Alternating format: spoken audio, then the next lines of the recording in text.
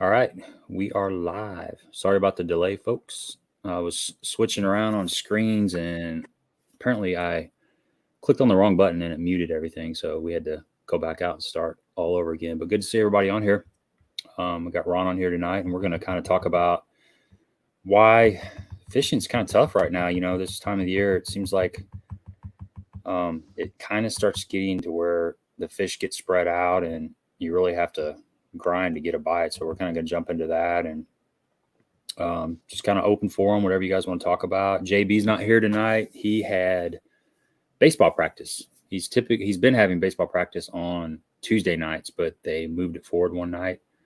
So I guess he's out there. I don't know. It's like raining and lightning and thunder and stuff. But anyway, that's where JB's at tonight. So good to see everybody on here. Stephanie, I will get your stuff out probably in the next couple of days. I was waiting for some things to arrive and they did arrive. So I just got to get them put into just put in a little shipping container and get them on the way. I got to jump in here a minute.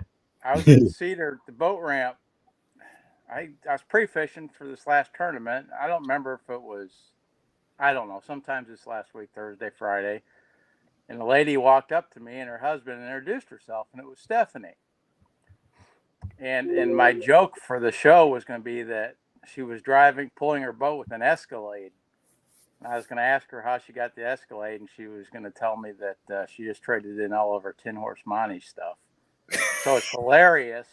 It's hilarious that you open this up talking about Stephanie and how you're going to get her stuff. I think that's great. She's been going to the pawn shop, huh?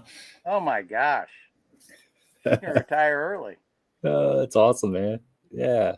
That's good you met her. I still have not met Stephanie, and someday I will. Definitely. Yeah. Very awesome. Nice lady. Met her husband, and forgive me, I forget her husband's name. I'm terrible at names, but they're really nice. Came up to me at the boat ramp,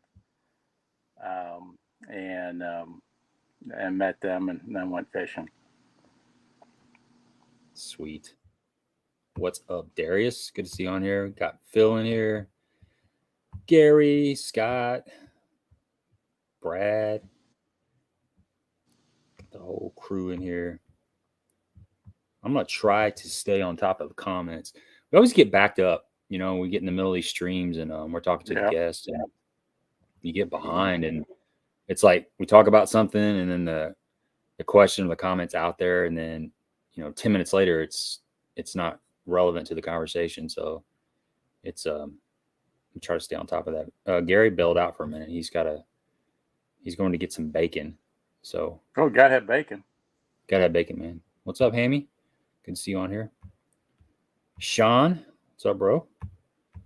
And there's Eric. Good to see Eric on here. And speaking of Eric, we are going to be doing a heck of a little giveaway tonight. I'll talk about it here a little more because some of the stuff that's in here is stuff that I've been catching fish on lately, and it's stuff that's going to continue to work over the next couple of months. But we're going to be having a big Hawgz. I'm calling it the Essentials Pack. It's got just about everything you would need to catch fish any time of the year right here. You're going to get this box, and you're going to get all the contents inside, and I'll open this up here in a little bit, and we'll kind of dive into what is inside of here. But it's going to be Sasquatch giveaway, just like always. Just listen for that word here shortly, and we're going to do it like we always do. But I'm going to look through these comments real quick before we get rolling on stuff, just to make sure that I don't skip anything before we get going. Tom said, good evening, driving home after some bank fishing, ultra vibe speed worm and a jig with a pocket chunk was working good. Yeah, man, it's hard to go wrong with a jig or speed. I tell you what I was doing the other day. I was throwing a chatterbait. I was putting an ultra vibe speed worm on my chatterbait, and it makes a really good chatterbait. Yeah. It looks really good. We'll be long for the chatterbait. It's been working a little bit all summer. But it's gonna, as we get closer to fall, that chatterbait's gonna be, and a lot of moving baits are gonna be better and better. Yeah, you fish a chatterbait all year long, pretty much. No, I should more. But I just know from the tournament scene that there's guys that have been throwing it all summer. I know during our Wednesday nighters, there was a lot of those, especially some of the small overs were caught on a chatterbait. All through the summer. I don't know if that was, you can catch a big fish on anything. I don't know. I got to get a couple months of dragging in before I can go on to the next thing. So that's just me. Yeah. Sometimes I was catching. Sometimes it does. I was catching some of those live scope fish and some of those schooling fish on a bladed jig. They wouldn't. Yeah, when they wouldn't hit a scrounger or just a swim bait or underspin, they'd hit a bladed jig sometimes. It was weird. Something different. Brad says, anyone in here ever fished Lake Shelbyville in Illinois? Going up there to start practicing and have never been up there. I've never fished there, Brad. Have you ever fished there, Ron? Yeah, I fished it a lot, but it's been years and years and years and years. So I basically really don't know anything. Other than when I fished it, it was terrible. There was a time it was the Dead Sea back in the early 80s. It was awful. And now, I've been following little Trey McKinney. He's won up there a couple times, and they're catching 15, 16, 17, 18 pounds up there to win. So they're catching some fish up there, but I don't know anything about it. Yeah, it's about, I want to say it's about 3.5 hours drive from my house. So that's a little bit out of my range. Yeah, Phil, I'm ready for some fall fishing too. It's starting to happen slightly, just slightly. I can see like a little bit of the first signs of it going on over here, but the water temperature is still 84 to 86. It was starting to cool off a little bit, and then it got warm again. I know.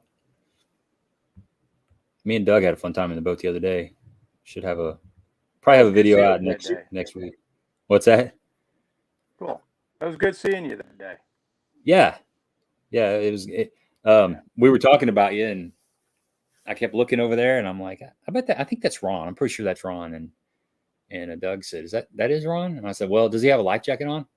And we looked, and he said, yep. And I said, that's Ron. And he said, well, let's go over there. I want to meet him. So that's why we idled over there. That's cool. That's cool. I never did get those fish bited over in that brush pile. I know, man. Just because you see them does not mean they're going to bite. Yeah, it doesn't mean you can catch them at all.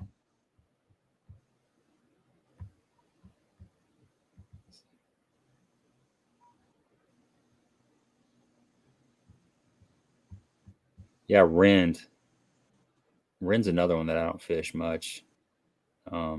That's a lake you gotta fish that a lot to figure it out. From what I've heard, I guess most lakes are like this, but that's a real like spot, like a little area lake. I know guys that have done good in tournaments will fish the same little stretch of riprap for 4 or 5 hours. Yeah, and all of a sudden they'll turn on or they'll move in. It's kind of there's a riprap game, and then there's a shallow wood game or a bush game. I guess there's been enough water in the lake recently where it's like some of the point bushes and stuff like that have held some fish lately. But it's basically a shallow water game most of the year. And I can remember fishing as a kid with Dad when all the timber was standing on the north end, and you could run all the cuts and the creek, and you fish fence rows and stuff like that. All that stuff's fallen. So it's a little bit different than what it used to be. But that's another lake that's been. I was talking to Hayden Snyder. He says that's turned into one of his favorite lakes this year. They're catching fish up there, so it's been better than what it had been the last few years. I've seen weights 17, 18 pounds to win up there, so you can catch them up there.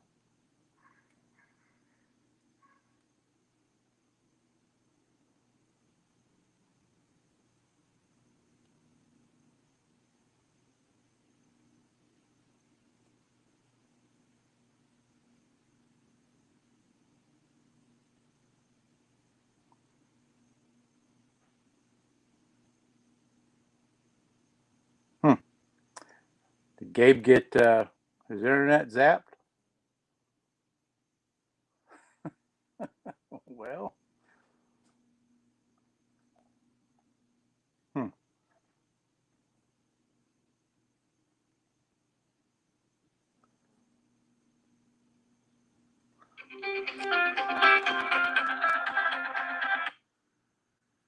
Hello. Hey. Yeah. Power went out. Your power went out? Yeah. So it'll take you a minute. Okay. I don't know if I'm still on live or not.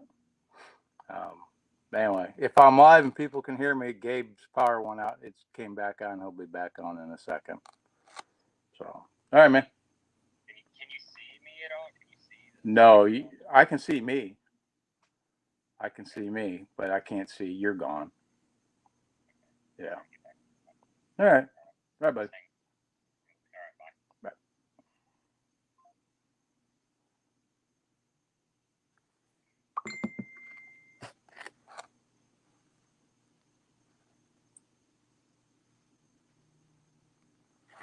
Yeah. If y'all can hear me, Gabe will be back in just a second. His power looks like they had lightning and his power got knocked out. But yeah, fishing's been tough, but it really hasn't been. It has not been terrible. Cedar's been okay despite the pressure. It's still taking 13 pounds to win there. Took Grammar and Grammar won again this weekend. That's their 2 in a row. Congratulations to them.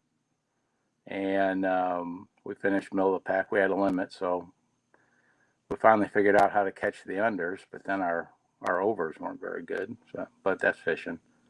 And I know some of the other area lakes that haven't gotten the pressure that the summer gives you. Those fish are still biting. So anyway, but fall will be here. Fall will be here soon. We've had about 50 days in a row of the days getting shorter. So that in of itself, despite the warm weather, will make those fish change. And the milfoil at Cedar is starting to tassel out in some of the places, south end more than north end. So I'm back. So now here we go.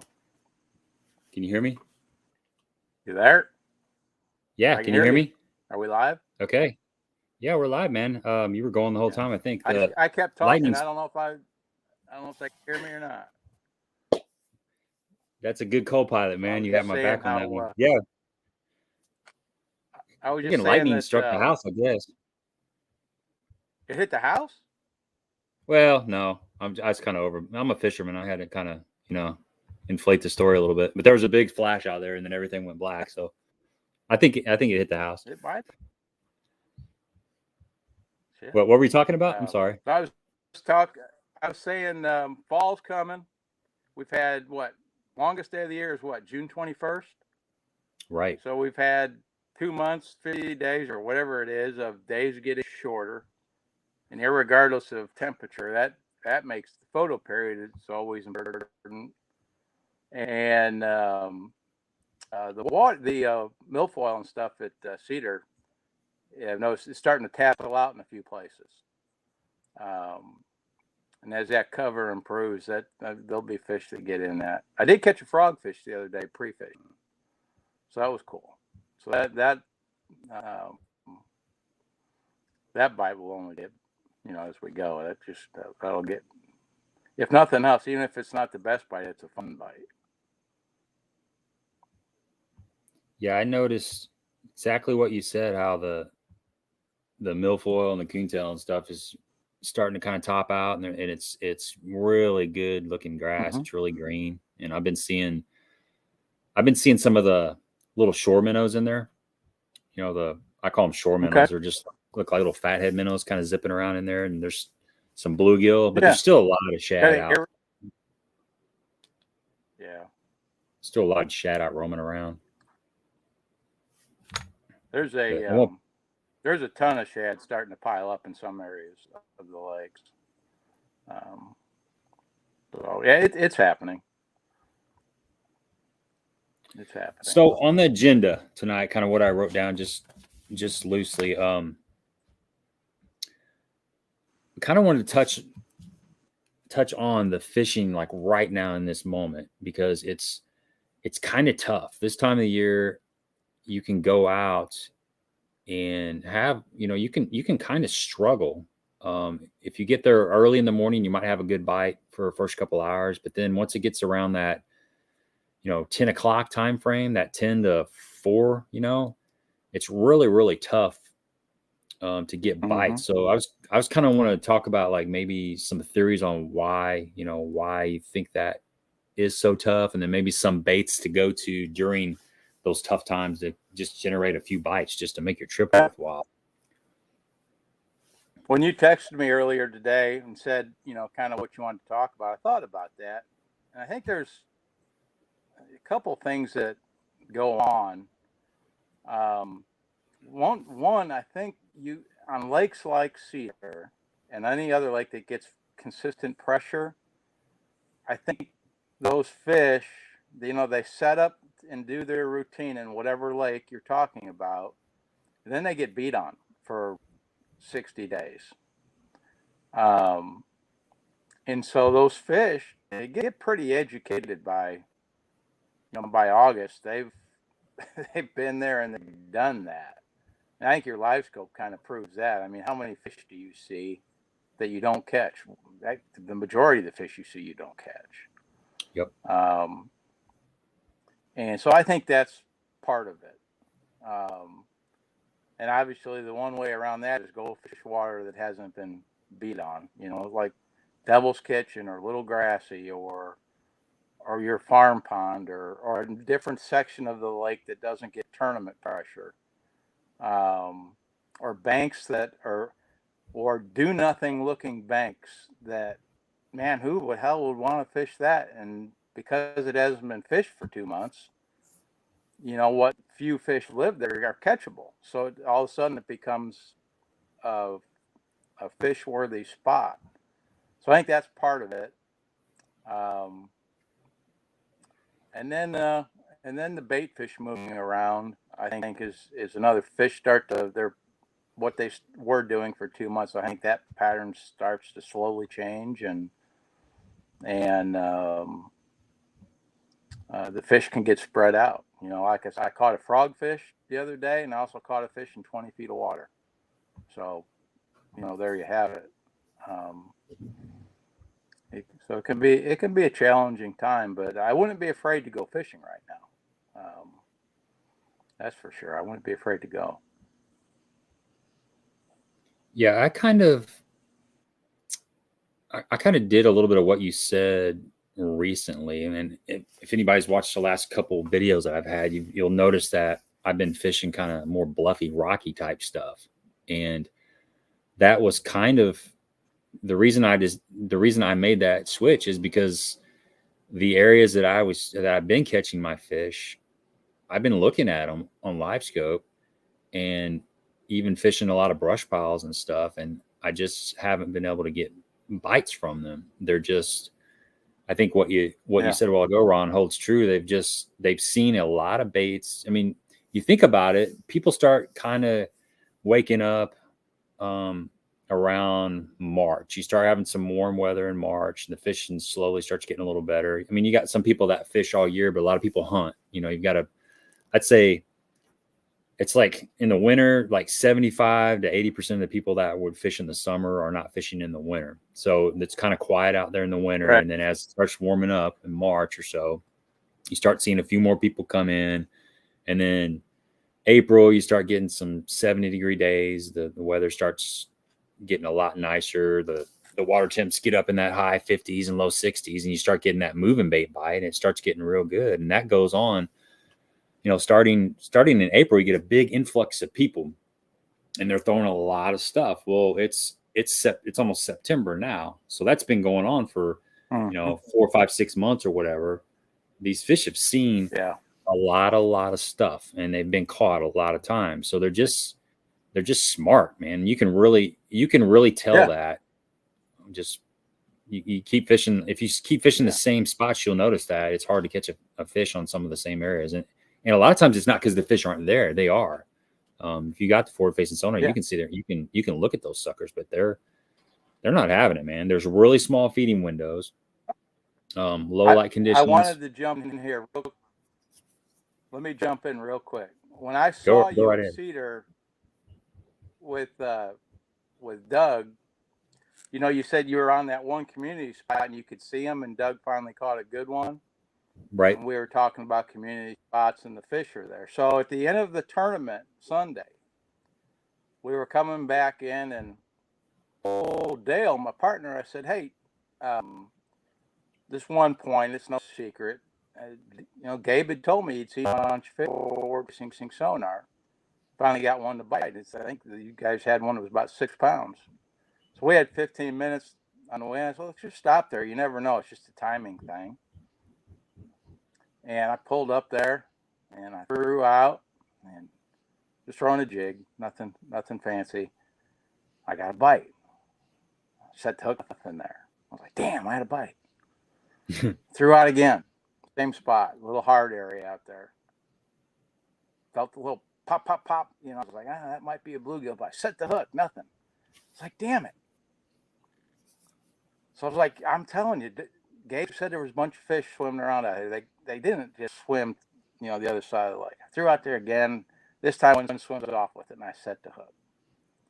I got him. Well, guess what's swimming all over that community spot? Bunch of channel cats. Really? Channel cats were on that thing.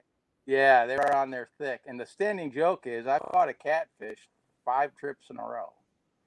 It's like my day not complete till I catch a catfish. So that was, we ended the day on a chuckle. I thought that was, I just wanted to kind of add that in there. But there's a bunch of channel cats swimming around on that point. Well, first of all, I'd like to see your eyes when you set the hook, because I know you were excited. And secondly, oh yeah, I thought we won. Yeah, obviously they're following your boat around, because all I saw the other day were bass, right? Yeah, there you go. Yeah. That's cool. Yeah, like you said, it's a timing thing. It's there's like little small feeding windows, and the reason we pulled up on that point the other day was because the wind had kind of kicked in. It was like glass out there most of the day, and then that wind started kind of blowing, and then we started targeting just wind blown points, and that point gets good wind when the wind's blowing out of the north, and it was just set up on there just right. And I think we caught 4 fish off of that, just that one big one, and then I believe that. maybe an under and then a couple slots. But we pulled back there at the end of the day and never got a sniff. I think they were just up there for a short period of time, and we just happened to land on it. And I think another thing that happens in the summertime is the fish do a lot of feeding at night. I think that really happens a lot at night. They become more nocturnal. Yeah. Especially on lakes that have a lot of boat pressure. If you get a lake that has a lot of pleasure boaters, I think those fish a lot of times they'll feed under the low light conditions, so they become really hard to catch in the middle of the day. I can confirm that 100%. It used to be half the fishing I used to do was at night, just because that's when I could go between work and when I was coaching ball. Nighttime is when I could go, and I get, you're right, 100%. And pressure plus clear water. The water's been clear all year, so that just lends to those fish biting after dark. But it's gonna get better soon. Things are changing now. I think things are changing right now, even though it's warm. You know, it's 90 degrees today, but things are changing. Yeah, the other morning we got there at a little after 7 o'clock, which is the earliest I've been on the lake in a long time, and the water temperature was 80 degrees. So that's the coolest that I'd seen it in a while. Of course, it got up to about 86 by the evening. But that's that's almost high 70s. You know, one more degree and it's 79 degrees. So yeah, it's getting close. Mm-hmm. Yep. You doing any lure modifications while it's been tough? Any lure modifications? Why it's tough? Mm-hmm. I have a tendency to go kind of finessey. I've been fishing some smaller. Well, I've been fishing the 1/2 ounce jig, but I'll cut the skirt back a lot, make it really small, and then I'll put a little speed crawl on there, or something that's smaller, like a smallie beaver, just kind of little subtle profile. And those fish are always feeding on bluegill, so I think there's nothing wrong with keeping your bait around that 3-inch range. It seems like that 3-inch range is a good range that appeals to big fish, and it's going to appeal to your smaller fish too. So you're still going to be able to catch some numbers and get some bites. But if you bring that jig past a big one, he's going to suck it in too, because that's what they're eating. They're eating that small stuff too. So what about you? Yeah, that's what I've downsized a little bit. The same thing, just downsizing in general. Downsizing on your line can make a big difference this time of year. Just your bait will act freer. I mean, any bait. I mean, you got to be careful. You can't go too small depending on what you're throwing, but dropping your line size this time of year, irregardless of how you're fishing, to the bottom range of whatever that technique will allow, will produce a couple more bites. If you're throwing a spinner bait on 17 or 20 in dirty water in the spring or beginning of summer, and you might need to drop down to 14 or even 12, or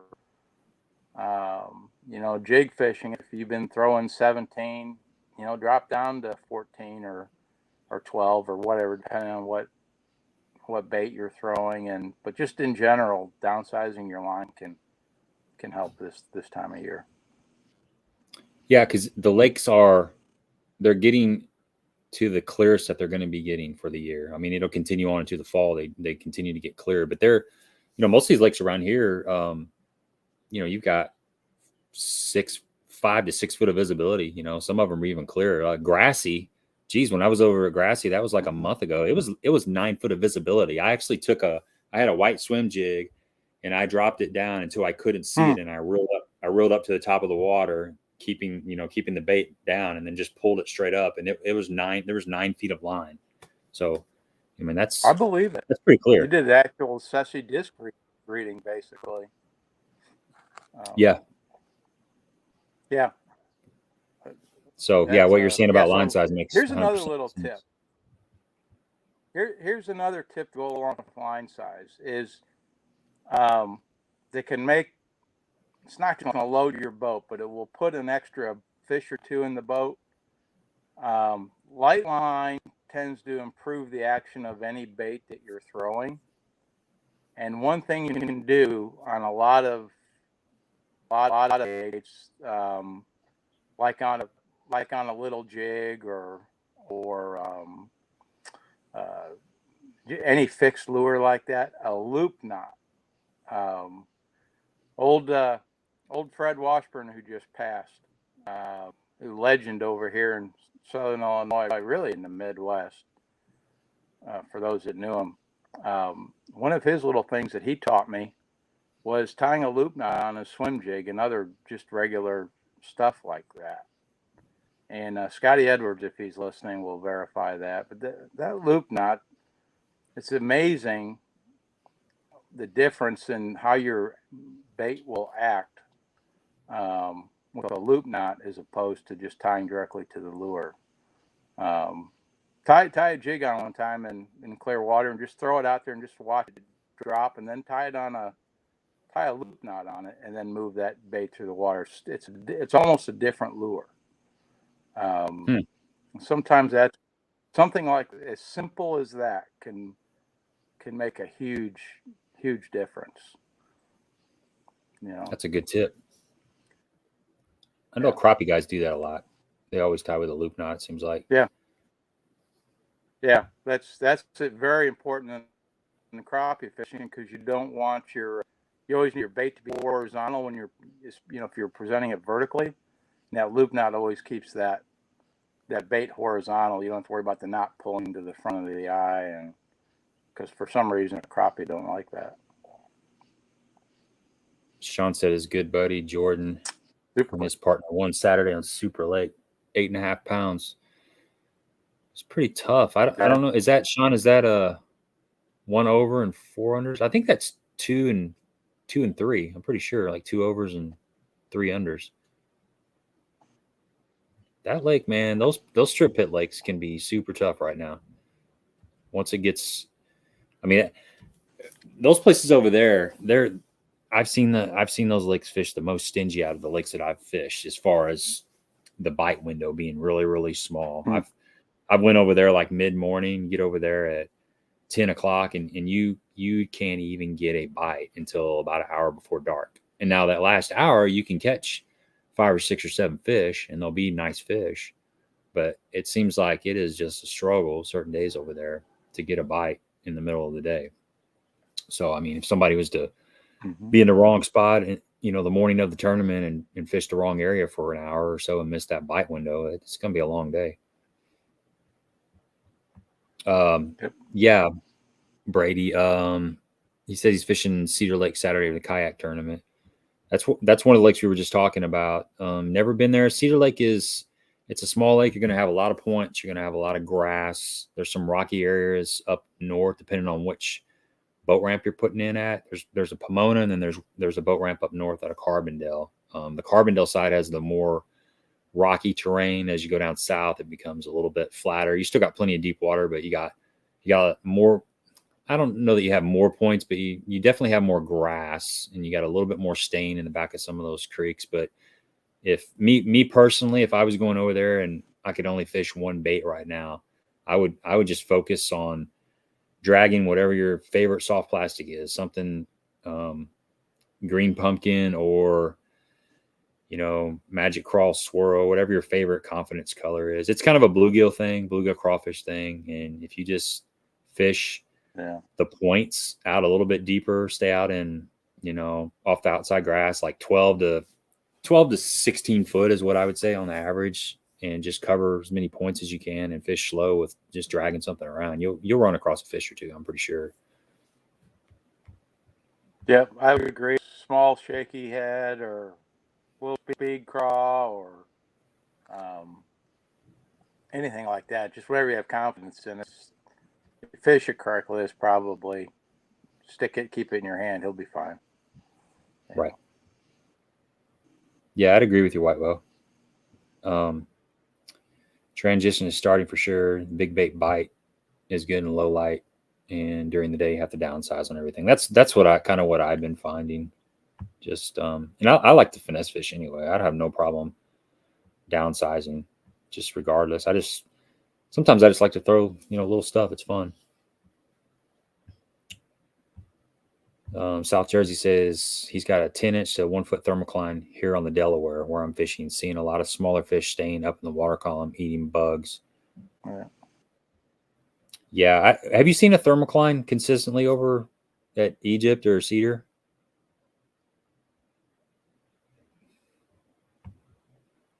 Uh-oh. Froze up. You're back. My thing has been. Yeah, close out and come back in. I don't know if you see me. There we go. Yeah, close it out and come back in. Okay.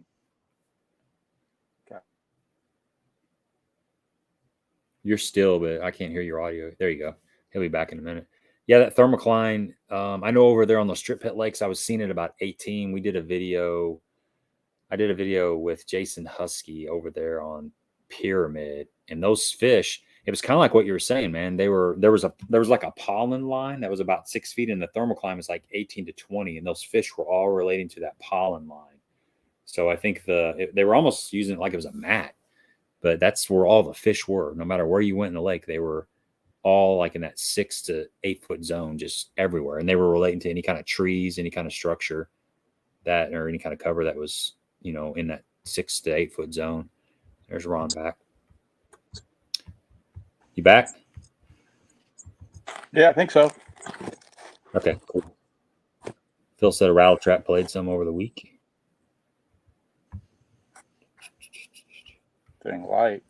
Yeah, and another thing that makes the fishing kind of tough, I think, right now is a lot of these fish are kind of pelagic. They're chasing shad. They're moving around after the shad, and they're not really setting up. You'll find some that are set up, but there's a lot of fish that are just kind of wandering around out there in the open water, and that's something that I've really been seeing with the forward facing sonar. I can really see that going on, but those fish are hard to catch. They're very hard to catch.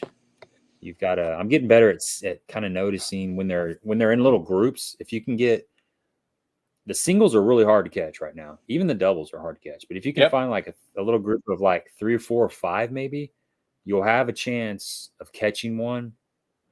But one thing I've noticed is that if they come over and look at it, like the other day, I was just throwing a little Kitech, a little 3.3. That's something I've been catching some fish on late, like on a 1/4 ounce head.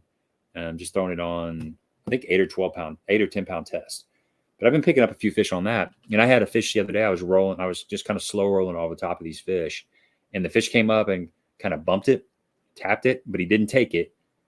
And I threw back out there that same group of fish, and they would not even look at it.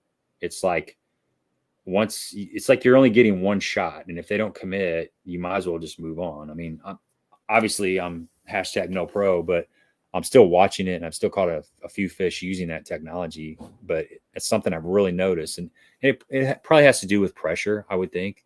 Probably got a little bit to do with pressure, because I'm definitely not the only one out there with a live scope. But you get like one shot, and then you might as well move on. Yeah. I'm keeping a top water on the deck at all times, just like a Zara spook or something like that. And they'll come up and they'll give you one shot at them. If you can get the bait to them right away, sometimes you can catch them. And but once they go down, it's without live scope, they're impossible. But that's the shad are going to start grouping up more and more. And last week I caught my first A-rig fish, by the way, of the season. I got damn horseflies flying around next to me. I caught my first A-rig fish last week, and that schooling thing's gonna start to pick up before we know it. There's some of that going on right now at Egypt, and it's going on at Cedar too. But you can't throw a full-fledged A-rig at them. Yeah, that's what I was saying. I've caught a few. I've been punching a little bit. It's still not the thing to do for sure, because I'll go down a really good looking stretch of grass for 100 yards and not get a bite. So that means that the fish aren't in there yet. But I have been getting a few bites on a frog. So that kind of leads me to believe that, there's some fish in there. They're just not that. There's still too many fish out. Once that water gets down in, I don't know, like probably low 70s, maybe 60s. That's when you're really going to draw all those fish into the grass, and that's when you can just you can almost just put everything else down and just cover water with the frog if you like to do that and punch. And I'm kind of ready to do that.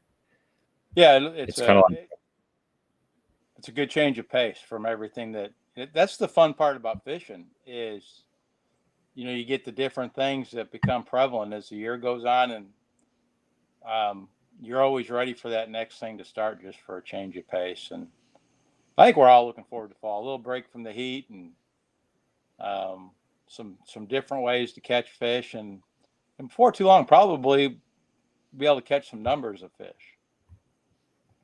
Right. Sean said it's 2 over and 3 under on Super Lake. So okay, I've never fished Super Lake. I've fished, I don't even remember, it's been years. I fished some of the stuff on the south side of the road, and I was scouting for duck hunting more than I was fishing. That's been years ago. Oh, look at this from David. Killing me, man. He busted a 6-pounder on Grassy Saturday in the Black Frog. Black Frog, there you go. Good work, man. Good work. I knew there was a good one in there. Oh yeah, there's some good ones in Grassy. I'm going to tell a fish story that I've only told 2 people from this spring. I don't know if I told you, Gabe, because it sounds like a fish story, and I'm not even sure I believe it. So we were pre-fishing the Little Grassy tournament. It was late because of the whole COVID thing. And anyway, I was pre-fishing it, and the fish were spawning. Remember when it got to be like 90 degrees, like in April? Yeah. And it just got hot. Well, fish ran to the bank, some of them ran to the bank, started spawning. And I swear to God, I came up on this one spot, and I was looking at some, there you go. I'm reading Scotty Edwards' loop nut. Yeah. Yeah, that's the deal. I came up on this one area where I'd seen some spawners, and I looked down, and at first I thought I saw a catfish on a bed. And then I looked again, and it was a bass. And I don't know how big it was. They looked, they're impossible to judge in the water. But I can tell you, it's the biggest bass I've ever seen in my life. I mean, it was, I still don't believe it after I've seen it myself. But and I fished a tournament there where 210s were caught. So the lake has a history of big fish. So that was really encouraging to see that fish. It was probably just some relic, but there's some really big fish in Little Grassy and Devil's Kitchen both. That was this year? That was this year. Yeah. Yeah. Yeah. Yeah. Man, that's always the best time to find out what's in a lake. Yeah, because April and May. Their defense systems kind of go away a little bit for a short time, and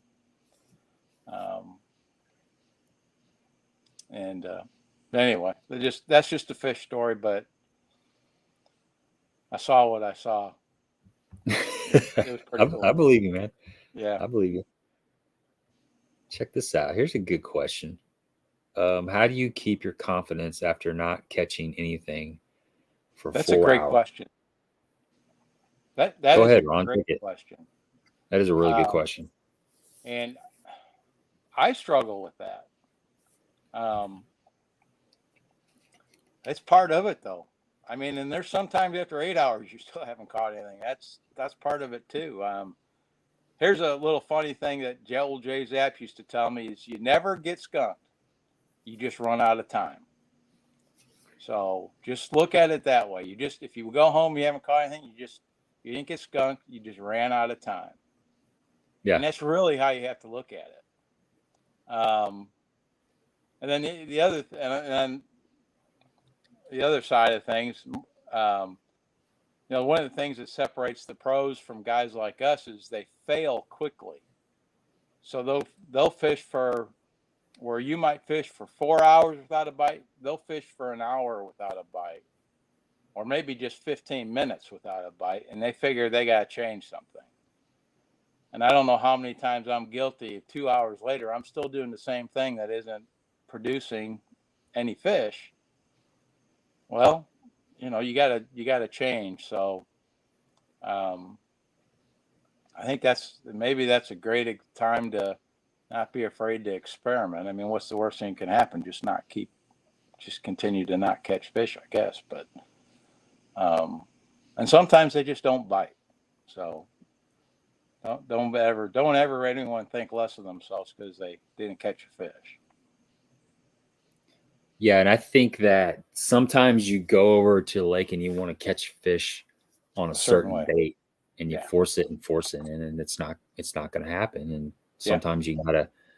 I'll usually, what I do, and that happens to me a lot, Justin. A lot of times I'm over there, I want to do a video on a certain technique, so I'll spend a lot of time.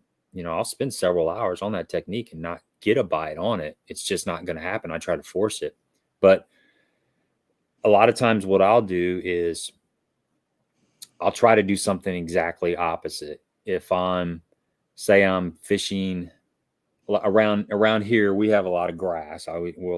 if you watch the stream, you'll hear us refer to grass a lot, and it's milfoil and coontail, and it typically grows out to most of these lakes around here. It's growing out to 10 foot, maybe 10 to 12 foot. Some of them are a little bit deeper, but that's kind of your average. So a lot of times you can usually get a bite if you focus on a grass line. So if I'm focusing on a deeper grass line and I'm doing that for a while, I'm going to change from, say I'm fishing a worm. A lot of times just change it to a creature bait. Just throwing like a beaver will get you some bites. Just changing the profile, or a tube, or a brush hog. So you rotate through, maybe 4 different styles of bait. And then if that's not working, maybe mix in a different color. If you're throwing a more natural color, like a green pumpkin color, I'll throw something darker. Throw something like a red bug, or throw something that's like June bug. I'll change the color up, because sometimes they won't hit a green pumpkin or a watermelon, but they'll hit something that's darker for whatever reason. It's just the way they are that day. But if I've kind of went through that rotation and I've tried a couple different locations doing that, I may go out even deeper. I may look for, just get away from the grass altogether and start focusing on wood, brush piles. If you've got a boat and you've got side scan, you can scan around on points. Points are probably the most obvious place where people put brush piles. A lot of times on points, there'll be standing timber. There'll be just old timber that's still there. There'll be stumps. Creek channels will swing up against points a lot of times. But you can switch from grass to wood and brush piles and try that, getting out a little bit deeper. If that's not working, I'll go to rock. I'll start looking for some rocky banks, like some bluffy stuff, or just some riprap areas that are out a little bit deeper. And then I'll maybe even go really, really shallow. I'll go up there and fish that 2 to 3 to 4 foot, looking for cover, looking for shade and stuff.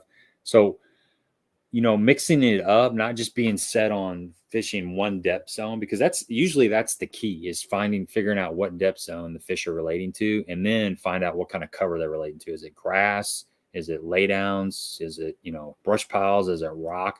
And that's going to take a little bit of work. And you'll hear these pros talk about it all the time. When they're pre-fishing, it's not uncommon for them to just idle for hours and hours and hours and look. That's one of the best things you can do. It's the hardest thing to do, but it's one of the best things you can do when you go to a new body of water, is just idle around first before you even get your bait wet. Spend a couple hours just idling around. And you can do the same thing on a lake that you've fished 1,000 times. Just be disciplined and not just put the trolling motor down right away. Idle around for, 30 minutes and kind of get a feel of what you're seeing. If you're seeing, maybe you're seeing the thermocline in 18 foot. Okay. So that eliminates anything below 18 foot for the most part. So you've just eliminated half the lake. So then start looking around and seeing where you're seeing the bait fish. If your thermocline's in 18, you're seeing a lot of the bait fish in like that 10 foot zone. That's probably an area you're going to key in. Like 8 to 12 foot is probably a good zone to key in. So start looking for points that come out and start looking in that kind of that depth range. Look for any kind of cover that's in that, that 10 to 12 foot zone, because that's where the bait is at. And most likely that's where the fish is at. And sometimes I'll just go to like a different part of the lake. Like we were talking about earlier, Ron, you on a lake that you fish all the time. You're fishing all the normal spots, past history. Sometimes I'll just leave and go somewhere else and try to find an area where I've never even fished, just to like clear my head. So it happens. Have fun with it. Everybody. Yeah. You just got to have fun with it, not get discouraged, and don't argue. Just don't argue with the fish. That's what my dad used to always tell me. You can't ever win an argument with the fish. So if they're telling you you're not doing something right, don't argue with them. Do something different. And, it's hard to do that sometimes, though. It's hard to, you go out there. I'm going to catch them on a spinnerbait today, and when they're not, it's like you get mad at them. It gets personal, and it's silly. They don't want to do something one day, so go do something different. And the pros are good at figuring that out real quick. They don't waste a lot of time arguing with the fish. Yeah, because you get that day. Like lately, we've been dragging a lot of stuff around, dragging a jig, dragging a worm, shaky head, whatever. And you get that day where the wind's blowing a little bit, it's a little bit cloudy, and you're thinking, I'm going to be able to throw something moving. and catch. Like I did it the other day. I was like, I'm going to get a swim jig bite. I've caught hardly any fish on a swim jig in the last 2 months. And it looked like maybe there would be a swim jig bite, but the fish aren't up there. They're not just, a lot of times when those fish are set up out, 14 to 18 to 20 foot deep, they got everything they need out there. Just because it gets cloudy for a day and the wind picks up doesn't mean they're going to run up to 2 foot of water and start, chasing spinner baits and chatter baits and stuff. No, that's not the way it works.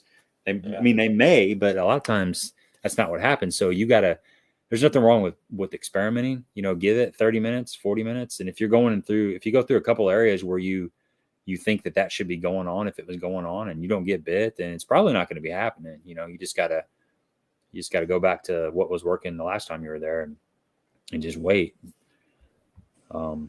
Yeah, Tom, one thing I do with all my crankbaits and all my treble hook baits is I use a snap. I've used a snap forever. I use it on anything that's got treble hooks. A lot of times I'll take the split ring off. Sometimes I keep the split ring off, but any kind of crankbait, any kind of jerk bait, walking bait, I use a snap for. It kind of the same reason as a loop knot. It gives the bait a lot more freedom, I think, and you can change baits out a lot. You can go through different colors, different profiles and shapes and stuff, and it's a whole lot easier than retying. Because a lot of times if you have to retie a bunch, you're gonna not change lures, because that's something about fishermen. We don't like retying. I don't know what it is. It only takes 30 seconds, but we'll still keep fishing the same thing over and over, so we don't have to stop and retie. But if you got that little snap on there, you can pop it off, throw that crankbait on the floor that's not working and put a new one on, and you can go through a bunch of different baits and hopefully figure out something that's working. So I always use a snap. I've been doing that forever. I've caught, some people used to say, use a snap. Aren't you worried about fish straightening that out? Man, I've caught 20 plus pound stripers on it, 20 something pound catfish. Caught a big old, that big old muskie I caught over there a couple years ago. It was like a 48 to 50 inch muskie. Yeah, 48 to 50 inch muskie. That was the split ring, or not a split ring, a snap on there. So that was a giant fish, by the way. It was a big one. She was healthy.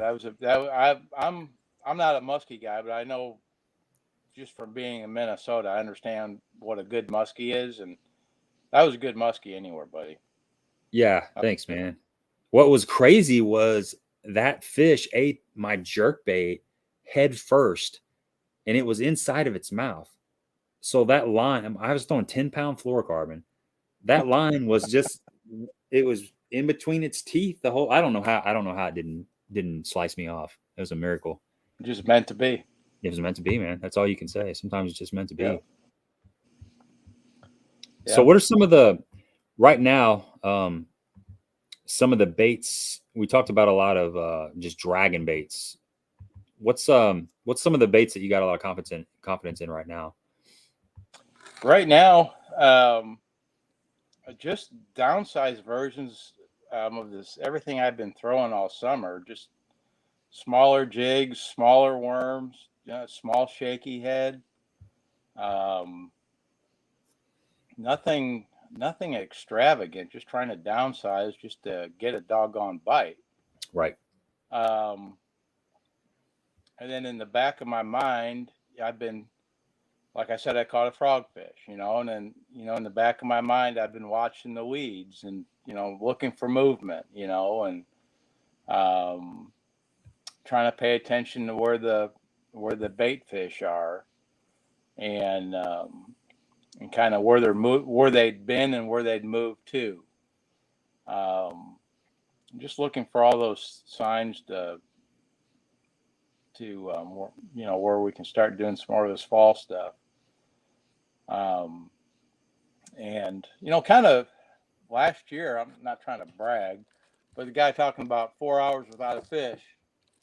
Well, this baby right here, got this last year. Notice the date, September. Okay. Dale and I were out pre-fishing, and we were catching less than zero. I mean, it's like I had never fished cedar before. I mean, at all. And we were doing all of our usual stuff, running all the brush piles and all the points and all the stuff that I think I know so much about. We weren't catching anything, and we just kept doing the same damn thing. Well, old Frank Hiller, I don't know if those from Southern Illinois probably remember a restaurant called the Mississippi Flyway over by Murdale and Carbondale. Miss that place. But old Frank Hiller, the owner, he was fishing across from Dale and I, and he come over, and we were clueless, completely clueless. He come over, he thought it was us, and he said, "Hi, how you doing, Ron?" Blah, blah, blah. And he said, "You know, how you doing? You catching them?" "Oh, yeah, I just caught a 4 and a 5. And I'm like, you know, my eyes are open. He says, "Yeah, I just throwing this chatterbait down the edge of the weeds." I'm like, "Really?" That's obvious. All you're doing, you know? And so he went on, and I looked at Dale and said, "I'll tell you one thing about Frank Hiller. He doesn't lie about anything. If he caught him, he caught him. And if he said he caught him on a chatterbait, he caught him on a chatterbait. We better tie on a damn chatterbait." So we tied on it. I actually, a lot of times in my John boat, I don't carry all my stuff. I just carry what I think I might use that day just to lighten the load. But I had some. And I'll be damned, we caught a couple fish. We didn't catch anything great, but we got our confidence back. That was probably after about 7 or 8 hours of fishing and not doing any good. And then that led into that tournament, and we won that tournament on a chatterbait. Awesome. And it was just, but it's the classic story is if they're not biting, don't argue with them. You got to do something different. And it took 8 hours and a friend to get us to pull our heads out of our butt and try something different. Did you give Mr. Hiller 10% of your earnings? No, but I did see Frankie at the boat ramp a week or two ago, and I told him that story. You know, I said, "Hey, after we talked to you, and I caught a 7-pounder that day, one big bass, all on a chatterbait, just throwing at the weeds." So a lot of times when you're not catching them, it's really not that hard. It's just you got to do something different. Yep. And you think that when you're fishing your confidence bait, that you would be fishing when things are tough and you're not getting bit, you think it makes you want to slow down maybe even more. Yeah. And you should have been doing exactly the opposite. You should. I mean, they were hitting a moving bait. They weren't hitting exactly dragging bait. And you know how I fish. I can sit on the point for 2 hours. Right. I can sit there. If I think they're there, that's part of the old school. I mean, I can sit there. Yeah. And sometimes that works. There is a time to do that. But that wasn't the time to do it. That's for sure. And so, yeah, don't argue with the fish. Solid advice. Polebender says in my lake, they're so shallow that if you don't hit the bank and drag it in, you'll spook them off. Some lakes are like that. We mentioned Rendon Lake earlier. Doug Cheatham from Auto Trieve, he fishes Wapapello, and Wapapello is notorious for those fish getting in less than 2 foot of water this time of year. A lot of it has to do with the water quality. A lot of those lakes, the best water quality and the most oxygen content is up there, just dirt shallow. And you keep thinking you need to be fishing out deeper and deeper and deeper, and you really need to be fishing shallower and shallower. Yeah. And that typically doesn't apply to a grass lake because, you know, a lake with grass has really good oxygen content. But if you get just a rocky lake that has a lot of shallow water and kind of stagnant water, those fish can be very, very shallow in the summertime. Even though the water temperature is going to be, you know, mid 90s up there and a foot or two of water, they're up there because they have to breathe to stay alive. Yeah, crab can be that way. Crab can be that way in the summertime. You just got to go dirt shallow to catch them. We got a bait fuel believer. I'm with you, Jimmy. I think there's a time and place for it. I don't think it hurts. So yeah, it isn't gonna hurt anything. I'm still using my garlic spray though. I keep going back and forth. I got both of them on the deck of the boat, and I think they both work. Yeah. You know, speaking of bait fuel, we had JT Kinney on here last week, and I think people like you more than JT Kinney because we've got way more people on here watching than we did when we had JT Kinney on. But he was talking about how the bait fuel is water-based and the olfactory sensory, the way the bass smells there's olfactory. I don't know what they're olfactory organ or whatever. The oil-based stuff, even the smallest bead of oil is not small enough to go through the holes in the olfactory organs, but it has to be water-based. So he was saying that they can't actually smell anything that's oil-based. That's what he was saying. So I don't know. I'm not 100% sure that I believe that, because I think that I don't know. I think some of that bang stuff. I don't know, man. It might be just the bang stuff may just be covering up our scent. Sure. That might be half of it. So even if they can't smell the, even though it smells like a garlic salad in my boat, it may be just covering up, our scent, which obviously would help. Right. So yeah, I'm reading that comment, that candy grass D-bomb, that'd work. I think I think that's a good idea, man. I think you'll be fine. I would have something rigged up on like a 3/16 ounce weight, and then something on like a 3/8 or a half, kind of. Yep. Sometimes you want a little bit slower fall, and even on the same bait, sometimes you want it to get down there so you can just drag it.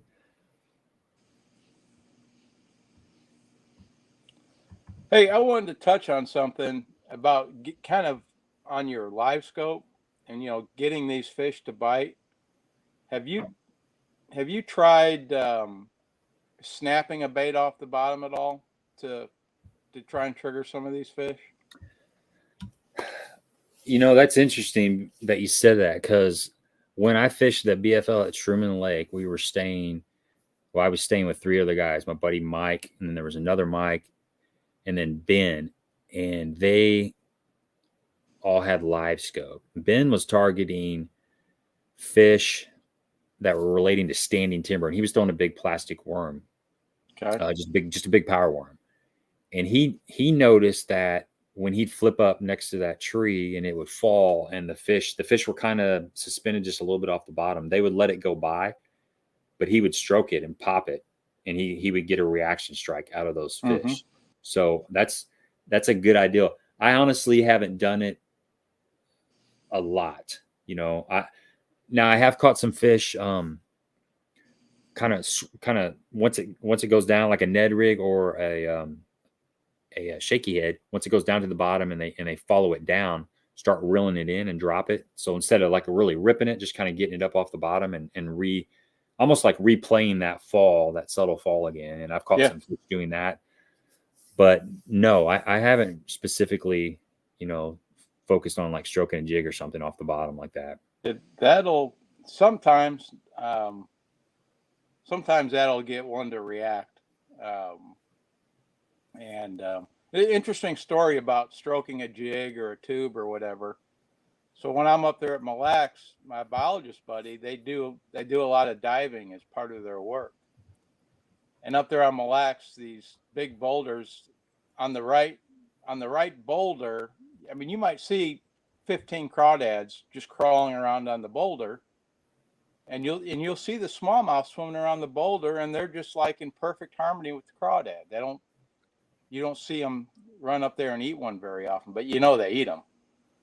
And Tom Jones, my biologist buddy, said when they dive, they've noticed that, but they said if they when they're diving, if they grab a crawdad off of a rock and they throw it up in the water column and they're around smallmouth swimming around them, they'll eat it every single time. It's like they can't resist that crayfish being vulnerable. And we snap a tube up there sometimes. And, that tube kind of, when it falls different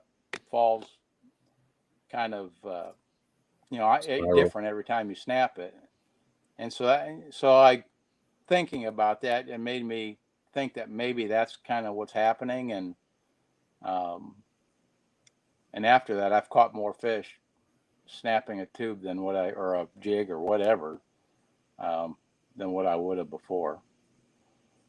I caught some fish yesterday doing that, throwing it just barely inside of the grass line and snapping it out, popping it out of the grass. Yeah. There's definitely something to that. it gets their attention for sure. I think, I don't know what's going on down there, but I always kind of envision sometimes the fish are either rooting around in that grass, sitting down in it, or maybe they're even kind of up looking out across the kind of the top of that grass, and they see something just kind of come up. They might swim over there and they think it's trying to get away or something. Right. It's just a reaction strike, just like a crankbait or something. Just not giving them time to sit there and look at it. They got to make up their mind. Brad, I watched a lot of the Elite series. It was a great tournament. I tell you what, Polinick, boy, he made it interesting. I was like, it was a heartbreaker because I was nervous for him. He was like midday, he only had 2 fish, and he had to make it to the third day. Yesterday. Yes, he had to make it to the third day, or he was going to lose to AOI. Yeah, and it was intense. I was really feeling for him. It was, and he's like, it just shows you how calm and collective that guy is, and how he's such a pro, man. He wasn't even. I mean, I know inside his stomach was churning, but just to watch the live footage of him, he was just going through a process of elimination, just doing what he could do to keep his head in the game, and he pulled it off there at the end. And then yesterday, he caught him good. I had Brian Schmidt on my fantasy team, and he won the tournament. I think it's the first time I've ever picked the winner. And I had Matt Herron on there too. And I think after day 1, they were first and second, or first and third. I think he ended up finishing like in the teens. And then I had John Cox, which he missed the cut because he had a 2-way tie for 47th place. I can't remember who he tied with. So fantasy fishing. He's had a good year though. He's always solid. Solid. But he won by Schmidt beat Johnson by 4 ounces. And Chris was leading like the last 2 days, and gosh, he takes it pretty hard. Chris does. He's like, he exits stage right instantly, and he just works so hard, which you can only imagine. You put it all out there and you work so hard, and you're leading it, and then you get beat by 4 ounces. That's got to be hard to swallow. It's almost better if you get beat by like 5 pounds than 4 ounces. I was kind of I don't know how popular he is, but for some reason I was kind of rooting for Scott Martin. He made the top 10, and I don't know how I didn't see the results today. I wasn't paying attention. I had some other stuff going on, but I don't know how he finished, but I know he made the final day. Yeah, I think he finished like 5th or something like that. He made the classic, so that's his 2nd classic in a row. His whole deal was he wanted to win the tournament that his dad never did. Exactly. Yeah, I'll pay attention more as some of the spring tournaments. Our classic for English Choice is up there in the next May. So yes, looking forward to that. So I was kind of hoping they'd go back to Grand. I enjoyed Grand, but lacrosse will be good. Totally different thing. So that'll be fun. Yeah, they caught so many frogfish. It was cool, but there was a lot of things played. There's a chatterbait in play. There was a Carolina rig. I mean, Schmidt caught a lot of his fish on a Carolina rig, and it was interesting. He was talking about dragging that weight through the grass and busting up the grass, and his area was only good for a short amount of time, and then he had to leave and then come back. Kind of let things settle down, because that is so true when you're throwing like a crankbait, or you're dragging something really heavy, you're roughing up the bottom. The fish know you're there after a while. Not only did all their homies get snatched up and thrown in the boat, but there's grass and mayhem. Looked like a tornado came through there. You make like 50 casts with the Carolina rig. You're stirring it up. So you gotta leave for a while and let things regroup. Rich, I hope your walk was all that you thought it would be. So something else that I've been catching some fish on lately. And it's not, you talked about snapping a tube, but a tube is something that, for whatever reason, it seems like it's just not thrown as much as a lot of other baits. And you can throw it in the same scenario as you would throw a jig or a shaky head. And it's a different look. It's a totally different look. And this is a stupid tube. I've had a couple of videos on this lately because it's been working. When Doug caught a giant on it the other day, And I think what makes this thing special versus rigging a Texas rig is a couple things. It definitely spirals like you're talking about earlier. It falls. It's got a kind of an erratic action, more of a gliding action than if you have, a bullet sinker up to the front of it. But I think one of the most unique things about it, and you can tell this is going on because the place that gets worn out first on the tube is the nose. But with this plastic kind of grabs when you're dragging over something, and it encourages it to kind of stand up. And when it stands up, these tentacles are kind of doing this, and it changes. It becomes visible off the bottom, which is one thing. It's not just kind of slithering and sneaking across the bottom. It comes up and it creates a shadow. It creates some contrast from the bottom. So I think the fish can see it better, but it also can mimic a crawfish in a defensive position. It can look like a minnow or something that's kind of feeding off the bottom. And these could kind of mimic maybe the tail fin, flipping around. But I think most importantly is it kind of makes itself known. If a fish is sitting down, say they're sitting 10, 15 feet away and they're just kind of looking down the bottom of the lake, this might sneak by them if it was Texas rig, because the Texas rig is just going to kind of slither right over. It's not gonna, the weight's cone shaped. It's made to slide through stuff. So it's going to maybe be undetected, but this is going to pop up when you come in contact with a little rock or a little stick or something. And it's going to say, hey, check me out. I'm right over here. Come and get some of this. And I think this is something that will get you some bites. It's super finessey, but it's a big, this is a 4-inch crocodile tube. And this is the one I've been using. I used charmer tubes for a long time, but I've really been using these crocodile tubes the last, 2 or 3 months. And this is, as far as I'm concerned, this is as good as any tube out there. And I'll be continuing to support crocodile just because they're a local company and these tubes work. But it's big enough that a big fish is going to grab this, but yet it's finessey enough that it doesn't freak them out. I still think it's one of the few baits that is still fishes finessey, but still has a pretty good size package to it. And a lot of guys don't throw it. And a lot of guys don't throw it, but you can fish it just like a jig. It's all, it's the same concept. So if you guys are out there fishing and you're not getting a bite on a jig, try a little stupid tube. You'd be surprised. It's another thing with that tube. If you need a bigger weight, but you still want to take advantage of the erratic action of a tube, I've caught a lot of fish Carolina rigging a tube. And that'll catch them. That way you still get the erratic action of a tube. But you can, if you've got to use a big weight for whatever situation, and that Carolina rig with the tube will catch fish. And they don't see that hardly at all. No, they don't see that. Yeah, I've been taking like this is just a green pumpkin, but it's got some purple on the inside of it. And this is one of the crocodile's new colors. They came out with 4 new colors, but I've been actually just taking a spike it marker and just kind of just tapping along, not actually just dipping, not hitting just the tips, but just kind of almost compressing it on the boat and just hitting just random spots and rolling over. So it gives it a little bit of a, irregularity, because a lot of things in nature, they're not perfect. They're blotched out. There's colors that are kind of faded here and patchy here. It's rough down there being a fish or a little crawfish. You get scuffed up. So there's something, I think sometimes just making it kind of look not perfect makes it look even more natural. So this is a great bait though.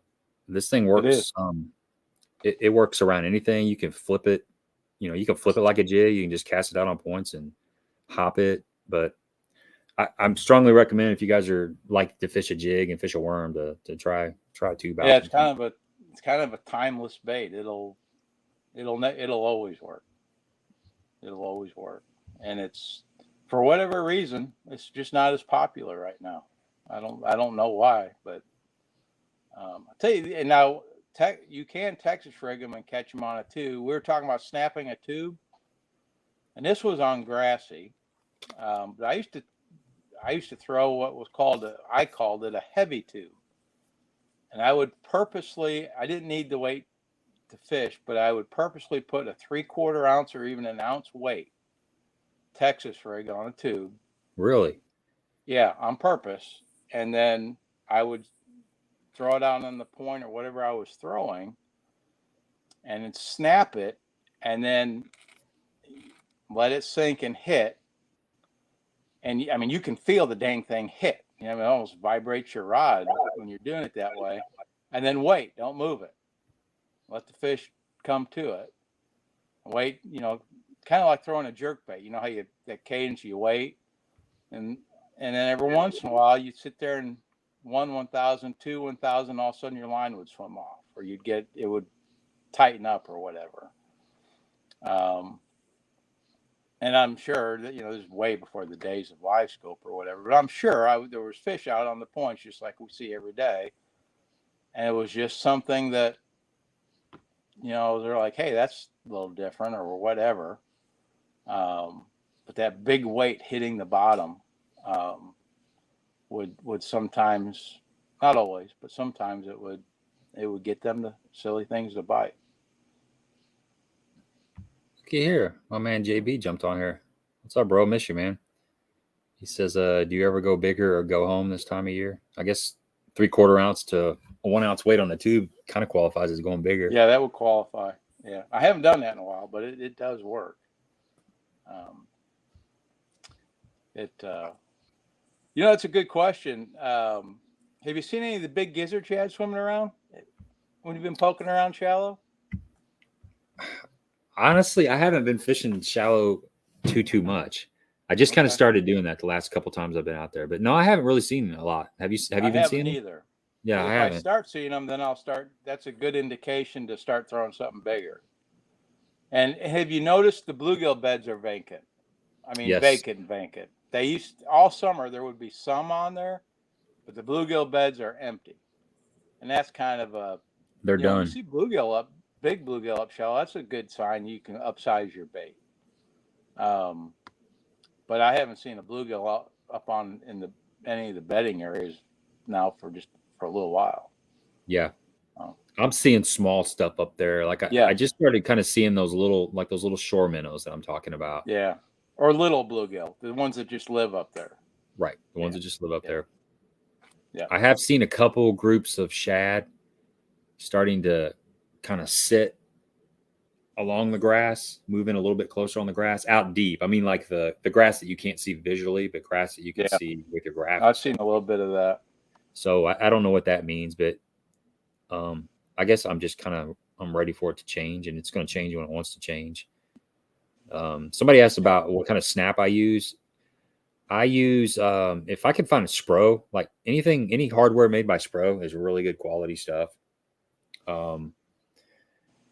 Let's see. That's usually what I try to buy, but I don't have a preferred one. I just kind of look at it. If it looks like it is going to work, I'll get it. But I bought like a bunch of them a while back, so I'm good on them. Who makes the speed snap? You mean the speed clip, the Norman speed clip? Speed clip, yeah. Yeah, that's Norman speed clip. Norman, yeah. I know that that Frank Scalish guy talks about that all the time. I don't use one. I'll tie a loop knot. But he talks about using that all the time and never has any trouble with it. Yeah. I used those a while back. Well, actually a long time ago I used to use those, but I like the regular snap. Let's see. I'm trying to catch up on these comments so they stay relevant. So what do you expect to be coming up? Let's move forward. We kind of touched on, you know, what's going on right now, but let's say late September, you know, October and stuff, when, you know, right now we're kind of at the very beginning of, you know, that summer to fall transition. It's starting to just barely happen, but here in a month or so, it's going to be kind of in the full swing. Will you still stay out deeper, you know, brush piles, dragging points and stuff, or what kind of changes are you going to make, and what are you going to look for? I tell you what I'm looking forward to. I'm going to go two directions. Number one, the obvious. I want to go play with the frog in the grass. That's the obvious. And that's, you know, that'll get here when it gets here. And but when that same thing is happening, oftentimes there's also another thing going on where those pelagic fish really start to group up. And and the indicator is the shad. You know, when the shad really start to thicken up, you know, the bass will slowly gather in on them. So I'll be taking advantage of that frog bite. But then the other thing, I'm over here at Egypt, especially, I'm going to be doing a lot of idling and looking for offshore fish on shad, and the old A-rig and spoon thing. That'll get going. Some of it's going right now. It's not gangbusters. I've caught a few already. But that's I always look forward to that. I just enjoy that. I enjoy using my electronics, and then you can catch 50 of them in an afternoon when you get in them. And Hammy, I've seen comment a couple times. He and I went a couple times last fall, and I'm trying to remember. He and I and his dad went. Hadn't fished with Mike in a long time, or maybe forever. I've known Mike forever, Hammy's dad. But anyway, we got in the boat together last fall, and the first half of the day we struggled. We couldn't find them. We finally found them dang things, and we sat in one little area for, I don't know, 2 hours, and we just freaking wrecked them. I bet we caught 50 between the three of us. I bet we caught 50 in 2 hours. And it was the old A-rig and whatever. It's just, you could have thrown anything probably, but that's what I'm looking forward to. And what I noticed too, when all that's going on, now there's always a few fish out in like the deep brush and stuff. It seems like some of those fish kind of get pulled off of that. And you can't just go catch, you just can't go pull up on a brush pile like you did all summer and catch them. And then as that water cools, the other thing you got to remember, as that top layer of water cools, that cool water will sink. It's more dense. And it'll push that thermocline. If your lake has a thermocline, it will slowly make the thermocline deeper and deeper. So there's always a very small section of the fish. Well, I say very small, it depends on your lake. They just stay on top of that thermocline and go deeper and deeper and deeper. And, I've got some stumps over at Cedar, for instance, that are in that 20 to 25 range that me and my old partner Dean in the fall, that's what he loved to do. He'd love to go catch one on purpose off a stump in 25 feet of water in October or November or whatever. And so there's some different things that go on, and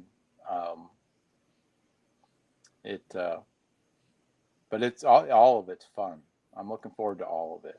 And every year is a little different, every year sets up a little different, but I'm looking forward to the chase. Yeah, Bill, the hookup rate on a tube, it's always tricky finding the right hook. One of the hooks that I found, and Jonathan JB told me about this a couple years ago, is made by Owner, and it's like I think it's called the Megabyte. It's a really big hook, but it's made by Owner. That's what I've been using for my Texas rig. And then on the stupid tube, I just use, this is a tube head that a buddy of mine pours. He doesn't sell them or anything, but one thing I definitely do is I make sure that I bend that hook point out. When you get these, it's kind of a kale style hook and it's kind of bent back in, but I bend that out a lot. And that right there, that increases the hookup rate a ton. Yeah. But this stupid tube, you do miss a few fish on it. It's just part of it. I think another part of it is you really got to let them have it. You got to jack them when you feel them by. You got to set that hook hard and you got to commit to it and drive that hook home. And it's kind of the way this is it looks like a 90, but it's really a 60. But the way that this thing is, the eye's back closer towards the hook point, the gap's not as big right in here. So you've got to let them have it. You just got to, it's not like something like a shaky head where you can kind of reel down and pull into them. You got to set on them and drive that hook in there, or you will miss a few. But there's a lot of plastic. And then and on that tube too, if the cover or lack thereof of cover will allow you, you can throw that with just the traditional exposed hook, tube insert hook, whatever, and that'll that takes care of that too. If where you're fishing will allow it, then that old exposed hook gets forgot about too. I don't really know why. I mean, it doesn't up north we throw all the time, but you come south and guys just don't. I don't know why they don't think about throwing that when they can. That solves that problem anyway. Yeah. Well, the jig head I use is just one that a friend makes for me, and it's pretty much a 4-inch tube. I have did the downsizing. I know years ago when I'd go over to Egypt as I was still kind of learning the lake, and I'm always learning something over there, but this is back when I'd probably only been on the lake a handful of times. I would take Strike King used to make a Bitsy tube, and it was a little, I don't know, it was probably like a 3-inch tube, maybe. It was pretty small, but I would take an exposed hook like you're talking about. They made them with the wire keeper, and it was an inserted tube jig head, and you'd run it up inside of the tube, and you'd poke that wire out the one side. It was just a single wire, but I used to fish those little Bitsy tubes like that, and you catch some fish. You tend to catch even smaller fish than you do, with other stuff. So I haven't had to downsize that much on the tube, but maybe I should. Maybe when it's really, really tough, maybe going down to, a 3-inch tube will get more bites than a 4-inch tube. You just kind of got me thinking about that, because it's been a long time since I've messed with that. They throw a couple companies make it. I'll throw it. It's the diameter and thickness of the tube is the same, but it's I think the ones I've got some short ones. I think they're 2.5 inches, but they have the same diameter and body style of a regular 4-inch. Oh, they're real fat. Yeah, and those will play sometimes. Daniel said he's been seeing the big gizzard shad after dark. After dark. Okay. Yeah. A piece of cork in the tube when Carolina rigging, an earplug. I've heard people putting an earplug inside of a tube on the Carolina rig to float it as well. Any kind of styrofoam thing. Or a piece of Alka-Seltzer if they won't bite. I've heard that, especially on bedding fish. It makes them crazy. So I'll just talk about a couple of the things that I'm looking forward to that, coming up real soon that always work for me in the fall. And one you kind of touched on, which is the frog. Oh yeah. Something I've been throwing a lot more the last couple years is a toad. This is the Spro flapping frog. This is one I discovered last year, and I can't remember. It was somebody that made a comment on my channel about this. They said, you need to check out this frog. So I did. And this has been one of my go-tos for sure. It's made out of that thermoplastic, like Elastic type stuff. Yep. So fish is not going to take the legs off of it. It's got a really good, strong hook. It's super sharp.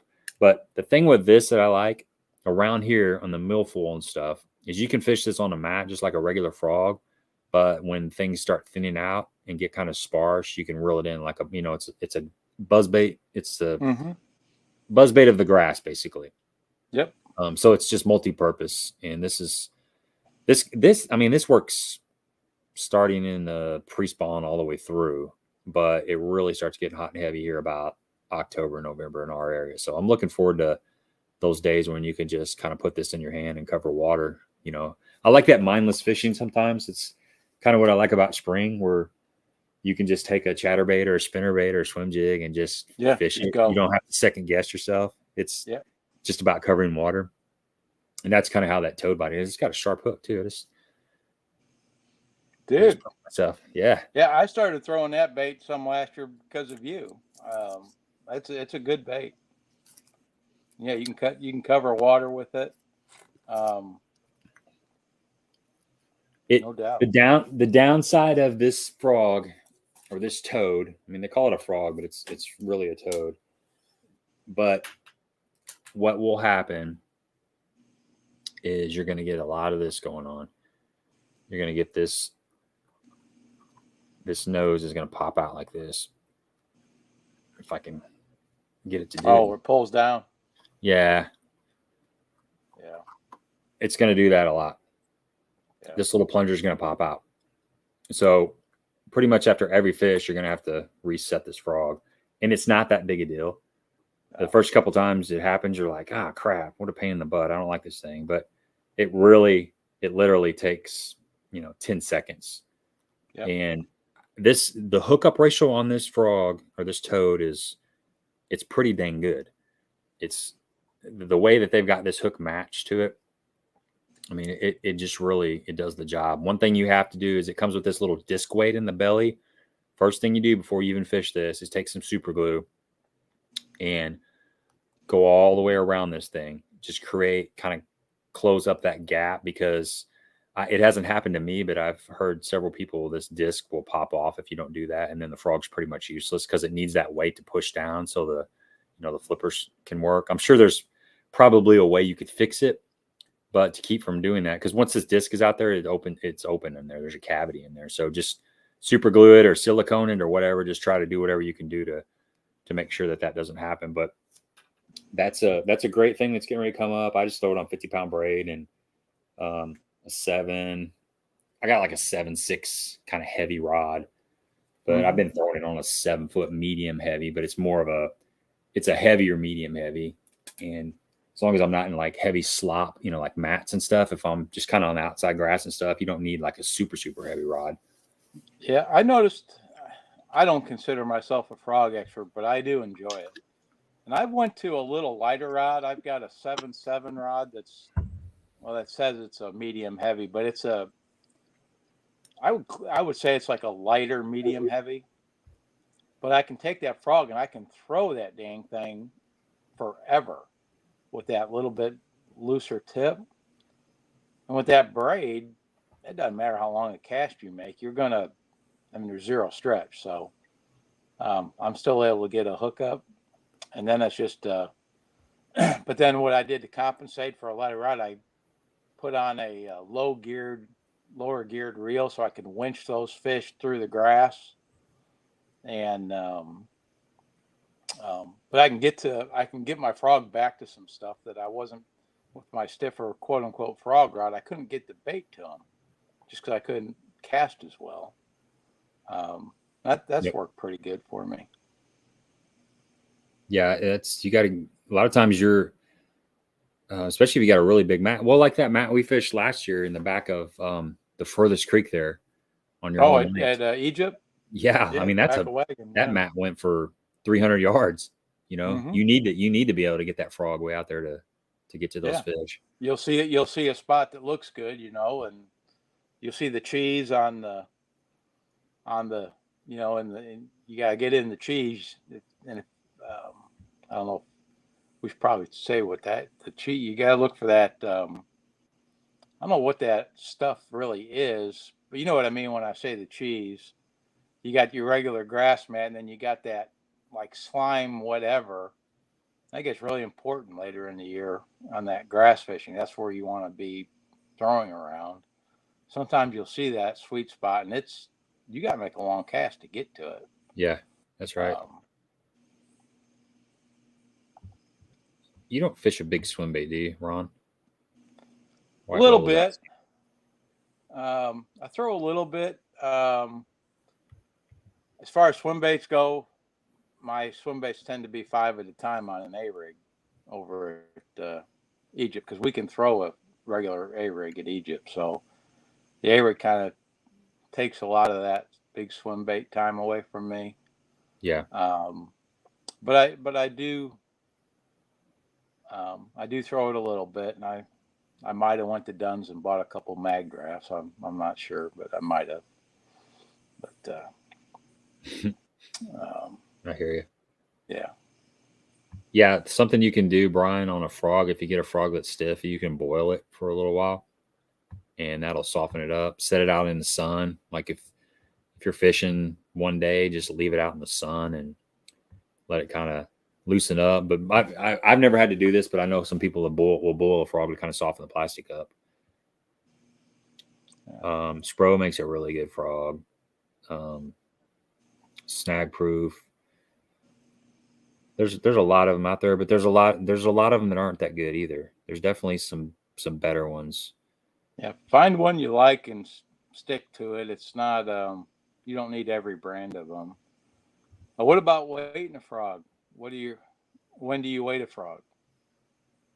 When do I weight a frog? Heavy mat stuff. Yeah. If I'm fishing that cheese stuff you're talking about, it's a good idea to throw a little bit of split shot in the. Well, actually, I'll just use BBs. I'll squeeze like 4 or 5 or 6 BBs in there, and I used to put a glass rattle in there, like a couple of those glass worm rattles. But what happens is they'll shatter with. You can shatter them with the BBs in there, and when you catch a couple fish in there, that hook will smash up against the glass rattle. And then one time you go to take the frog out of the fish's mouth, and it slices your finger open. Yeah, so it's a great idea. Enough of that. Yeah, so you can use a plastic one. If you want to use like an actual plastic rattle, you're not gonna have to worry about that. The glass is lighter, it sounds better, but yeah. See, the thing to remember though is if you weight those frogs, they're not gonna walk very well, and they can sink. So you kind of got to have your weighted mat frogs and then your walking frogs. You got to have two separate frogs. Depends on what you fish. Yeah, I'm saying, when you see that stuff that cheese stuff, and then you get those beds of milfoil that are really, I call it, look like tassels on top of a cornfield, and you see all those sticking up out of the water, and that's fun. I haven't done it much the last several years, but I used to take a spoon and put a pork chunk on the back of it, there's a couple different brands out there, but not a Johnson Silver Minnow, but there's some brands out there that are a little shorter and wider that stay on top a little better. You could walk a spoon across the top of that grass, and they'll come out of that grass and hit that spoon. That's a lot of fun. Yeah, we had that. Somebody was talking about that last week, throwing that old Johnson minnow across the grass. Yeah, that Johnson Silver Minnow's, it's not a bad bait. The problem with the Johnson Silver Minnow is it's too narrow, in my opinion, for that. And you got to fish it pretty quick. But you can take a wider spoon. You kind of do the Alabama shake thing with it on the surface, and it just kind of pulsates across the grass bed.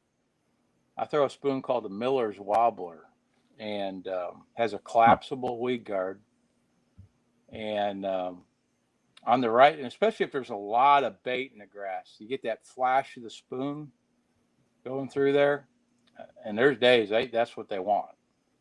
And they will come up through the junk to eat that spoon. Yeah, Randy, we touched a little bit on Lake of Egypt bass. So the next kind of big thing that happens over there is those fish really start schooling, and that just becomes idling around and finding the school. You just got to put the time in behind the steering wheel. There's no magic formula for the schooling fish. It's just finding them. Once you find them, they're not hard to catch, but you got to idle around. The grass thing is nice because you just go to the grass and you fish. I mean, there's some fish there now, and they're just going to get to be more fish.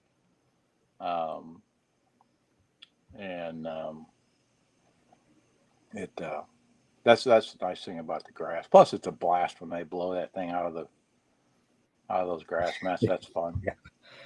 That's just fun. It doesn't matter if they get it or not. Sometimes it's just cool. It's just fun. How many did you catch? I don't know, but sure was fun.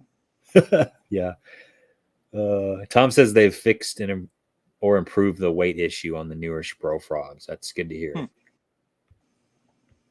Any future plans of having a John boat derby? I don't know. We keep it keeps kind of randomly coming up. So a 10-horse Monty just kind of for your members. Yeah, kind of a meet and greet, and maybe throw a little tournament, like a little 4-hour tournament or something. That would be a blast, dude. I know. I think it'd be fun. Okay. Yeah, count me in. Okay. Let's see here. Scotty Edwards and I were going to get together this spring and fish. I still owe him a sweatshirt. I don't know, one thing led to another. We never got in the boat together, but so Scotty, we definitely got to go fishing, man. That's a lucky sweatshirt, Scotty, because every time I see Hammy wearing that sweatshirt, he's holding like a 5 or 6 pound bass. Old Hammy can catch him. Yeah, I see. Yeah. This is a great tip. Sticks the spinning strips on the back end of the frog for better hookups. So weighting that hook down. Oh, so get the tail down? Yeah, that's a good idea. I've never tried that. That's a good idea. It's really good. That's a good idea. Liquid Mayhem side of the frog seems to help them hold on longer. Once they have eaten, don't tell, won't say anything. A lot of that stuff also helps your bait come through the grass better. You know, some of that stuff's real slick. Whatever jelly or scent you put on soft plastics or frogs or whatever, it seems to help it come through the grass a little bit better. It makes the fishing easier.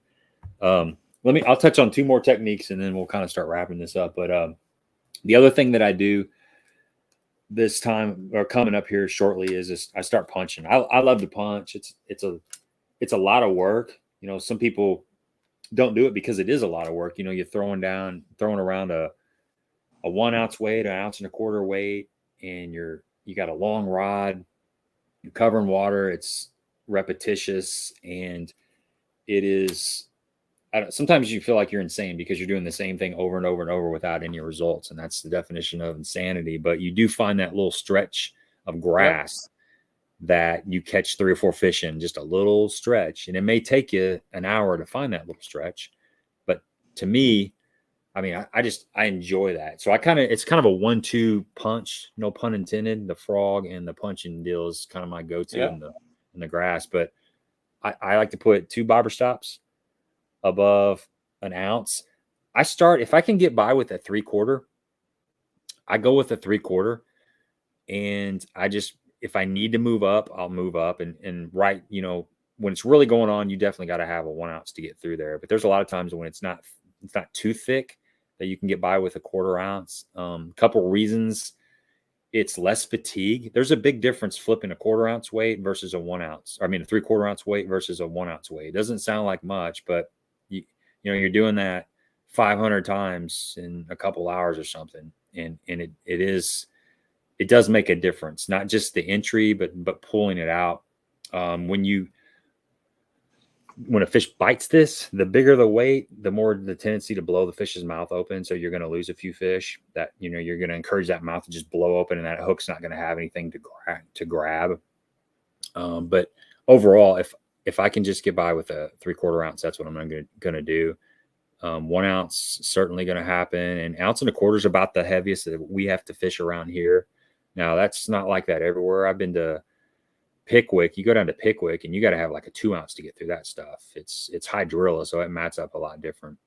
But there's 2 different kind of baits that I'm going to be using. This is like a gambler burner crawl. This has been one of my favorites the last couple of years. Just a little crawl of some sort, a rage crawl, pocket crawl, something with some flippers. And then the other thing that I like to do is just something like a D-bomb or a beaver. I like a beaver better than a D-bomb. To me, it seems like it gets through the mats a little bit better. It's a little bit slimmer profile, but some kind of creature bait, something with hardly any action, just a gliding action, and then something with some, you know, some flippers or whatever. A tube is another good one. And 4-aught hook. I like a 4-aught hook on just about any of these flipping baits. If I'm going smaller, sometimes I'll punch a speed crawl, or I'll punch a little BB cricket. Then I'll go to like a 3-aught. 50-pound braid is what I use. A lot of guys like 65. Some guys even like 80. But I haven't really had any problems with 50-pound braid. It seems like it casts a little bit smoother. It's a little bit more limp. It seems like I got better contact with my bait. And I just run straight braid. I tie a San Diego jam knot. I don't snell. I mean, it's, you know, like JT Kinney, he's 100% snelling, and so is Mikey Balls, and those guys are way better fishermen than me. So I would just say, if you're tying one knot and you seem like you're missing a lot of fish, then maybe go to a snell knot. One thing that they did say, what JT said, was anytime he's going over a 3/4 ounce weight, he snells. It sounded like he did that whether he's fishing fluorocarbon or braid. And I don't lose many fish. I really don't lose a lot of fish. So I've not had any reason to tie a snell knot. I think you get a lot more line twist with the snell because it encourages it to kick off. You know, it's got that cam action. It causes a lot more line twist.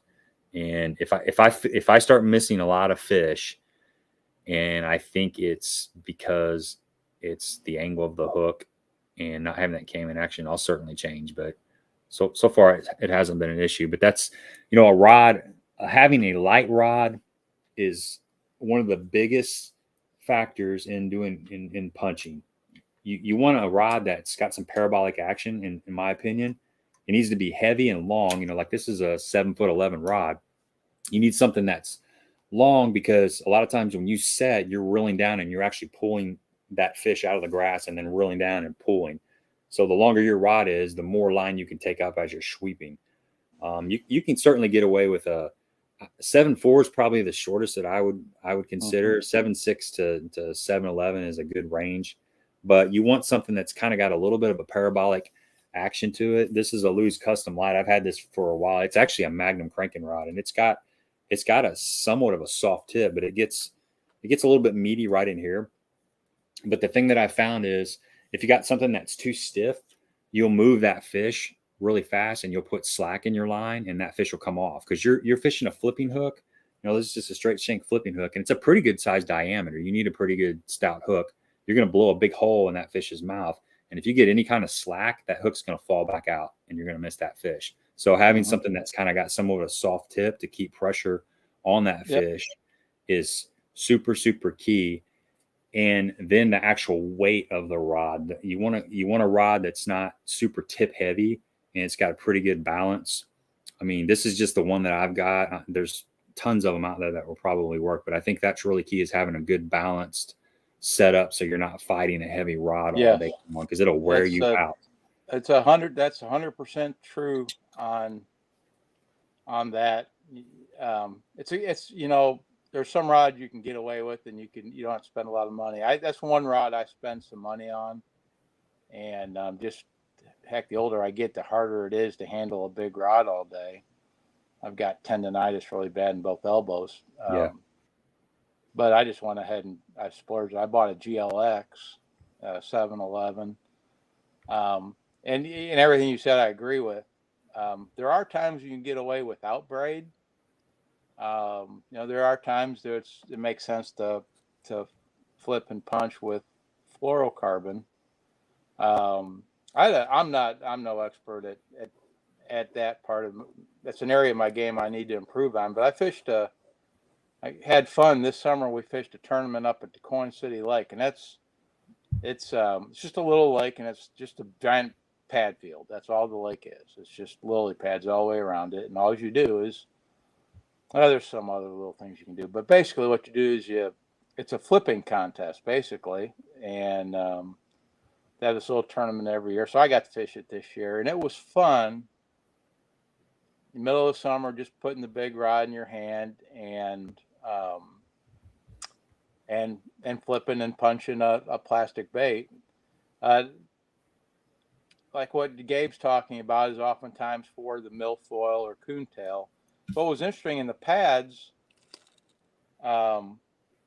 braid, especially depending on what kind of braid, a lot of it has, depending on what strand of it is, it'll actually be noisy in the weeds as you work that, as you enter the bait into the water and that braid rubs on a lily pad stem or whatever. It's noisy, and it was very hard to get a bite on braid.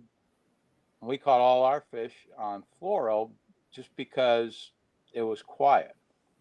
And I was flipping with 25-pound test fluoro, 711 rod with a 3/16 ounce weight. And there was enough space in those pads. The fish were up. Always try and think about where those fish are underneath that canopy that you're fishing. Sometimes they'll be up right underneath it. Other times they're more towards the bottom. Are the fish up or down?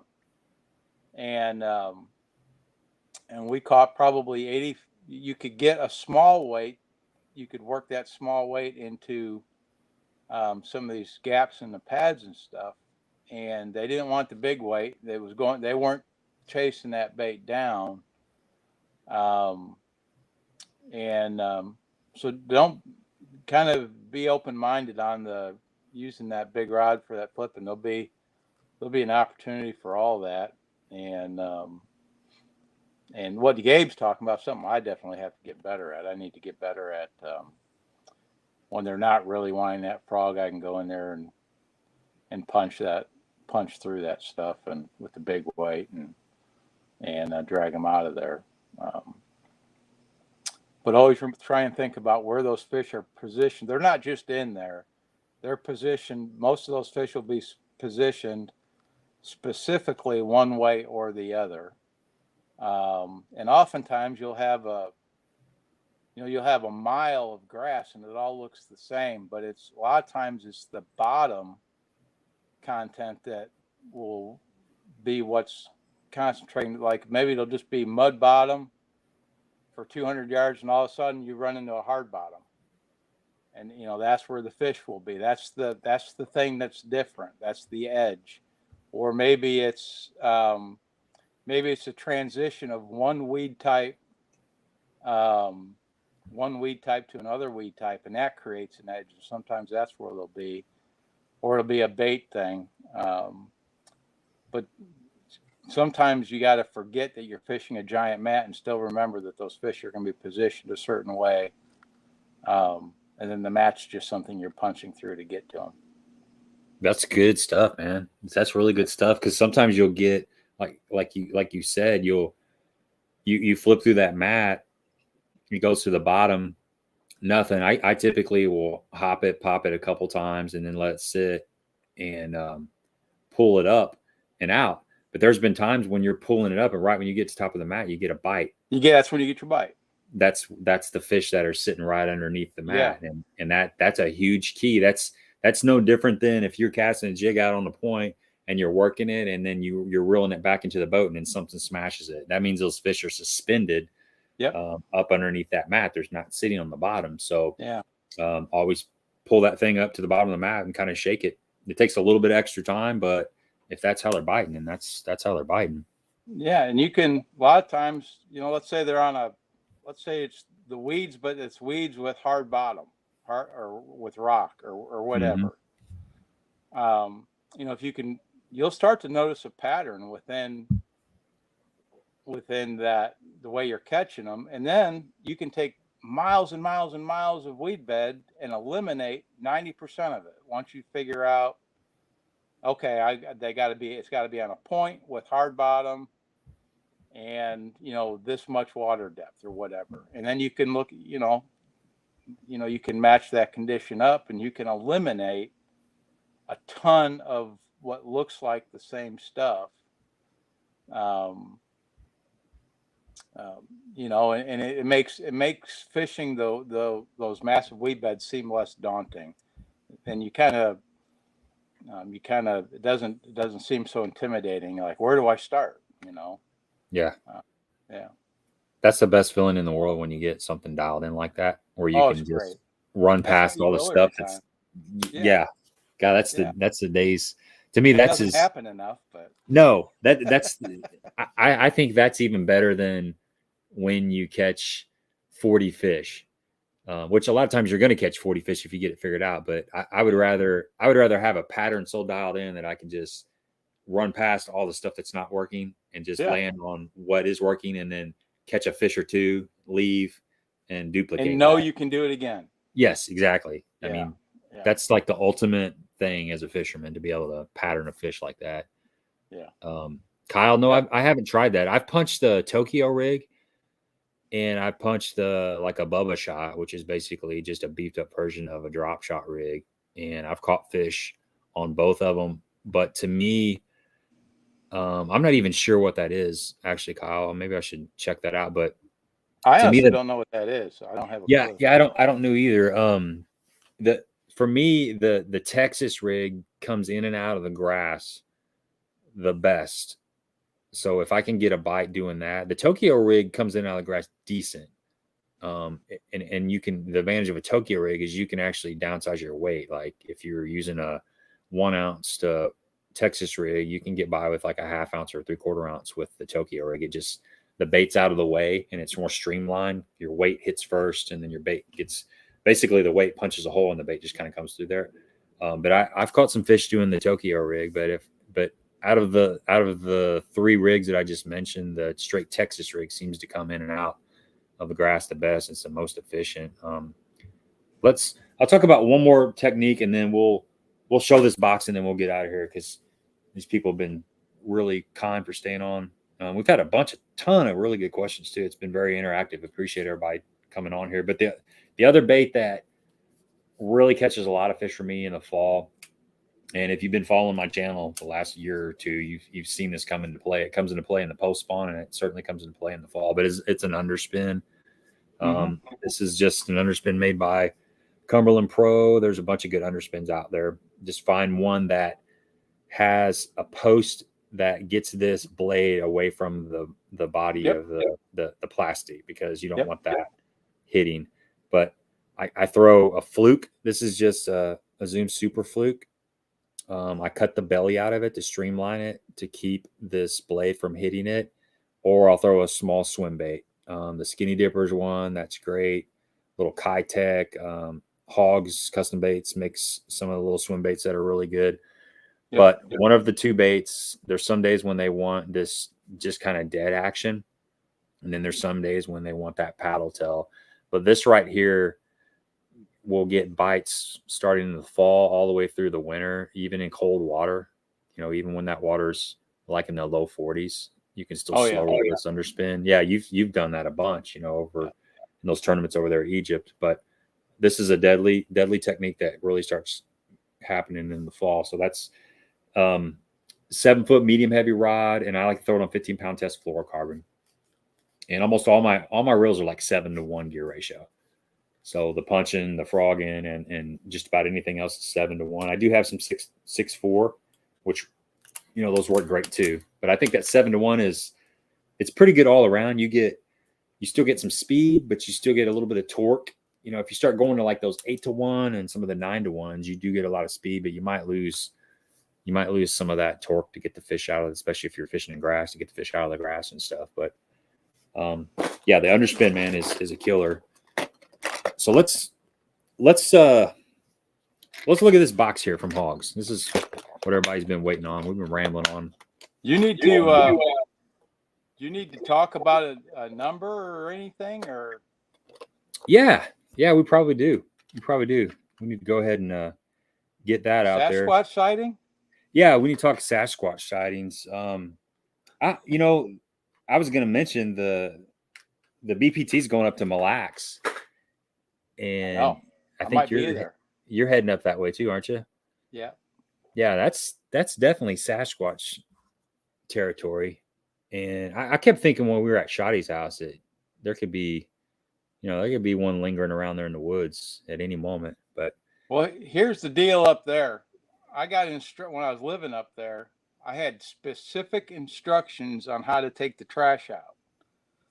And you cannot take the trash to the curb early. Here, try to be proactive, and I take it out the night before or whatever. Well, if you do that up there, that trash can be all over the road in the morning, because a Sasquatch look-alike is going to be going through the trash at night in the form of a black bear. Oh, yeah? And 100%. I mean, it's just standard operating procedure. You take the trash to the curb in the morning when you go to work, the morning the trash guy comes. You don't take it out the night before unless you're wanting to feed the bears. Yeah. So I got yelled at, I think, the first week I was up there.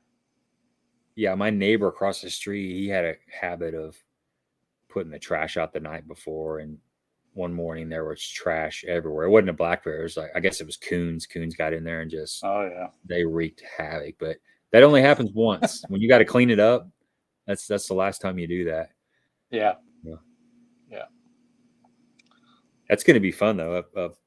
Getting back up there in Mille Lacs while all that's going on. I'm sure one of those guys has seen a Sasquatch up there. I'm sure it's happening up there. let this roll. I'll show you what you guys are guessing on here real quick.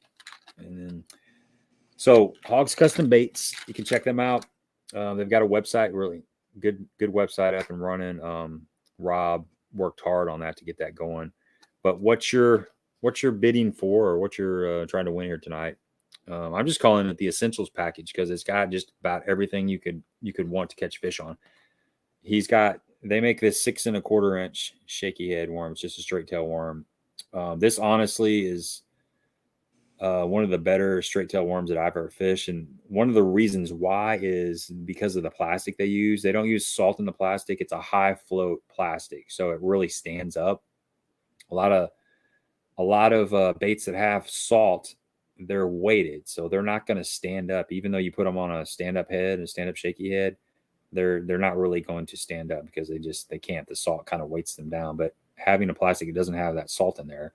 It's basically a high float plastic. So it's going to stand up like it's supposed to. It's got a couple different colors. I believe this is a green pumpkin purple in here. And then I think this is, I'm colorblind, so you'll have to bear with me. I mean, I know this isn't red and I know it's not blue. It's some sort of like maybe a watermelon-ish color. That's watermelon red, and the green pumpkin purple have been my two favorites. So these are 6 1/4. You got, looks like you got about a 10 to a dozen of each one of those. And then he's got some stick baits in here. Just looks like some 5-inch stick baits. And that's kind of a chartreuse pumpkin. It's almost like a Dirty Sanchez type of color is what it looks like to me. That's a good kind of all around color. It's real bluegill looking. Those younger bluegills kind of have those lighter colors. And then he's got this, now this is kind of orange, copper colored. I'm not 100% sure, but that's going to be a good spring color. What's probably good all around. Every time I say spring color, I'm like, you should probably throw it now since I'm thinking it's a spring color because nobody else is throwing it. But you got 2 different colors of those. And he's got some shaky heads, some screw lock shaky heads, stand-up heads. They got a little flat spot on them. Got probably, looks like about a 3/0 round bend hook. So there's about a half a dozen of those on one side, and got another half a dozen on the other side. So you got some shaky head jig heads to put your worms on. And then we got some jigs. Let's see here. He's also making some, he's calling them the 1/2 ounce thumper. So they're bladed jigs. And we were just talking about the bladed jig happening here real soon. So I'll pull one of them out. So you're going to have your chatterbait. Basically, it's a ball head. It's attached with the split ring there. Gold. So we've got a couple of those in there. We've got a white.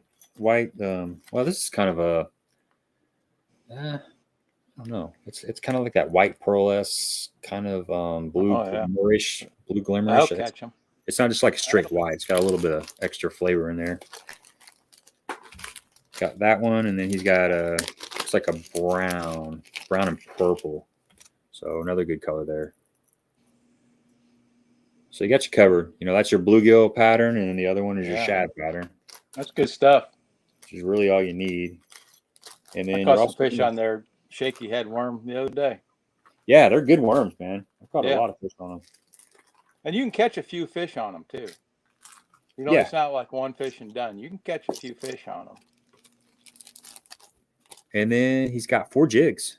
Let me see if these are all the same kind of jig. I haven't looked at this. I've been sitting there looking at this, and there's a couple times where I almost grabbed some of those 6 1/4 inch straight tail worms before I went to the lake, but I didn't. I just walked past. I didn't touch anything.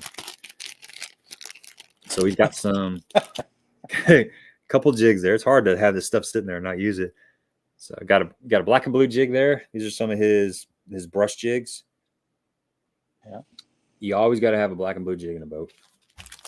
And got looks like a brown and purple. It's one of my favorite colors. Oh yeah. Jig's got looks like about I'm thinking like a 3/0, maybe a 4/0. It's a good hook. It's a good solid hook. And this is a really good jig head design. It's got stand up on the bottom. The line tie's a little bit recessed. So that's in that color right there, man. You can throw black and blue. You can throw brown and purple in any lake in the country and get bit any time of the year. And then this is a Arky style jig. So this is going to be a good skipping jig. This is more of a, it's just kind of got that variegated skirt in there. It's got some browns, a bluegill color. It's got a little bit bigger hook. So this is more of a flipping jig. I would call this a flipping jig, but it's that Arky style jig head. You can cast these out and drag them, but you can also flip them around woods. That head design comes through wood really good. And I like that flatness. This is going to skip. This kind of jig head's going to skip really good. He's got good keeper on there. And then he's got one more here. And this is a ball head. So this is more of a finesse jig. It's got the spider cut on the skirt there. A little bit more finessey. It's a ball head. And this is just peanut butter and jelly. Decent hook on it. Nice stout hook. Good weed guard. So you got weed guards. That weed guard's at a good angle too. Yeah. You know, it comes up just over the top of the hook. Yep, that's super important. Yeah, you can trim it. I trimmed just a little bit of that off of there, but that's all. This like spider cut, these little finesse jigs are a killer. So you got 3 different kinds of jigs for whatever situation you come across. So that's the pack. Let me see. Geez, everybody's been guessing. I'm gonna start from the top here. Yeah, I can't see the comments on my end, so otherwise I would have helped you. Yeah, it's okay. I'm still near the top.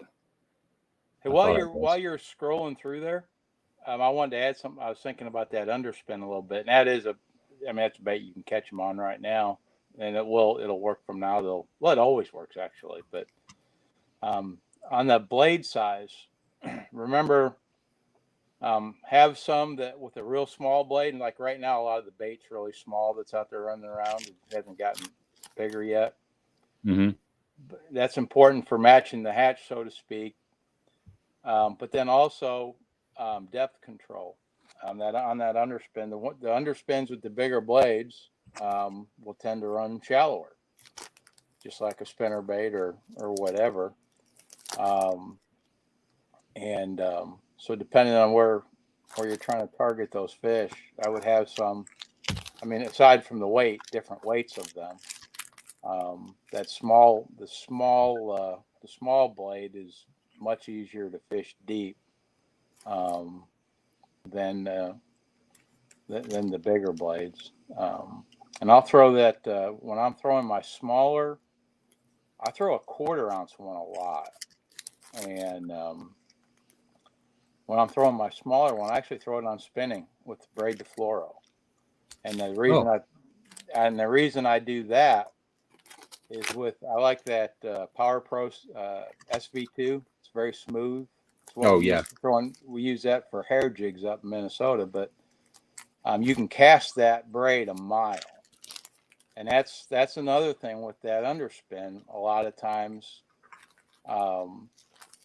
getting the longer the cast you can make on an underspin, the better. Just like with the A-rig, just like a lot, with that stuff.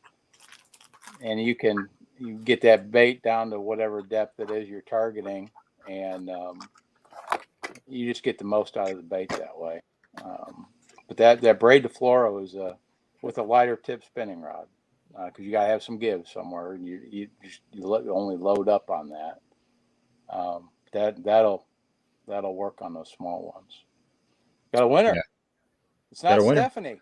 It's not Stephanie. She won last week or the week before. Finally. Sean Titsworth. Hey. Titty's Jigs. If you guys haven't checked out Titty's Jigs, he makes some pretty good stuff too. So congratulations, Sean. Send me your contact information or your shipping address, and I'll get that up there to you soon. Let me scroll down. Anybody got any last minute comments, last minute questions before we sign out of here? It's been a great stream. Thanks to everybody for hanging out here. And go check out Hawgz Custom Baits. Hawgz has been somebody that's been supporting this live stream for quite a while. We've given away a lot of Hawgz good products. Guys. Really good guys, man. It's a small operation. They're doing it because they love doing it. They're not making a lot of money. They just enjoy mingling in the fishing community. He's an avid fisherman, and he just loves the outdoors and loves making baits that catch fish. And that's exactly what's going on. He's kind of expanded his product line, but they do have a website. So you can go to hawgzcustombaits.com and check out all that stuff. And he kind of does custom colors too. So if you got an idea on a jig color, a bladed jig color, even some plastics, you've got you can take a picture of it. He can get an ideal and he can make something, something close. Let's see here. What do you put on the underspin? You usually put a fluke on there? I'm kind of like you. Sometimes they want a straight tailed deal, and sometimes they want a swimmer on the back. My number one go-to most of the time is just that little Kitech. Yeah. 3.5-inch Kitech. That's what I start with. This time of year, sometimes they like that little straight-tailed fluke, the fluke junior, the little one, just straight-tailed, and they don't want a bunch of action for some reason. Yeah, 10-4, Scotty. We will do that. And then you just got to kind of play around with it. I've also, for the bigger underspins, when I'm throwing a bigger one, I'll throw up to 3/4 ounce when the fish are deeper. That Exo Swim is a very good swim bait, and it's a little different. It's a segmented body as opposed to the ribbed. Has a nice little action.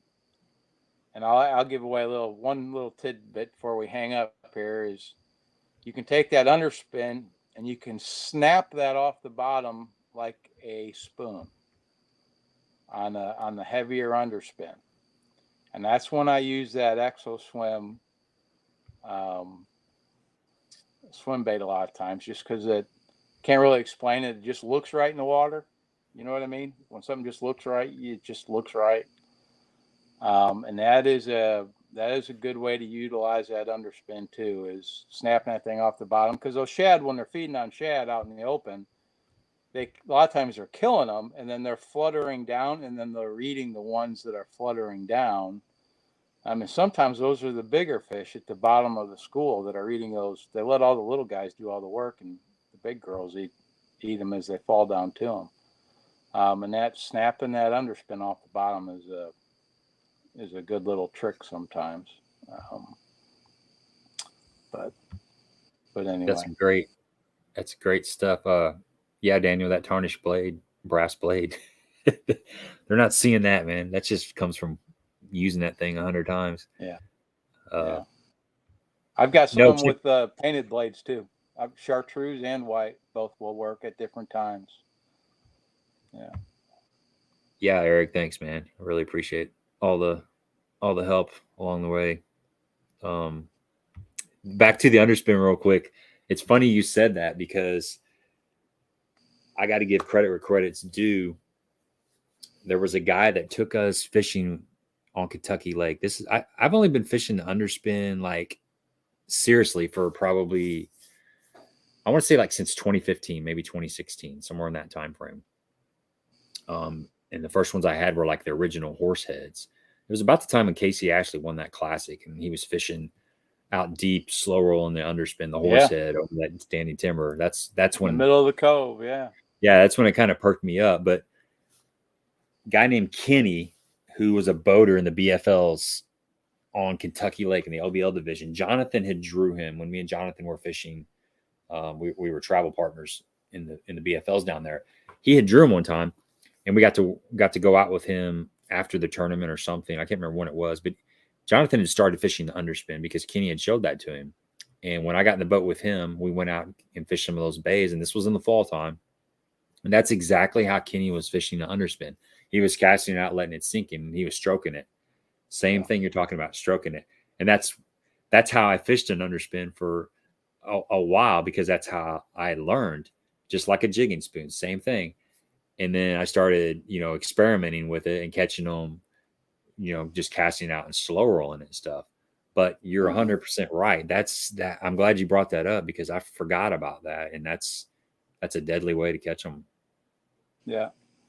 Yeah, if you're catching them on a spoon and all of a sudden the spoon quits, sometimes that'll put another fish or two in the boat. So I'm the same way, Daniel. I got a bunch of brand new ones, and I still throw that tarnished gold blade. it still works. I tell you what, sitting here talking about all this stuff, I'm ready to put a sweatshirt on. I know. We need to get out there. It won't be long, man. It won't be long at all. And then we'll be wanting to drag a jig out off a point and fish a brush pile, or I know. Then it'll revert, or we'll be wanting to throw a spinner bait in the spring and muddy water. There's always something to look forward to. That's right. So yeah, that's a beautiful all right, thing man. Let's wrap this up. It's been a great stream, Ron. I really appreciate you hanging out and spending the evening. Yeah, thanks for having me on, man. Juice. It was fun. We're gonna we'll have to get in the boat together soon. I got to get that rod from you sometime. So yeah, I've got that other carrot for you, bud. Yeah.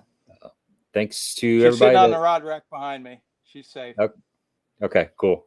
Thanks to everybody that hung out with us tonight. Congratulations to Sean on the win. Thanks again, Eric, for the awesome giveaway. Go check out Hawgz Custom Baits. Look him up. Give him a call. Give him a like, a follow, all that stuff. 100%. We'll be back next week, same time, same place. Don't have any idea who the guest is, but we will figure something out and we'll spread the word on the social medias. So thanks again.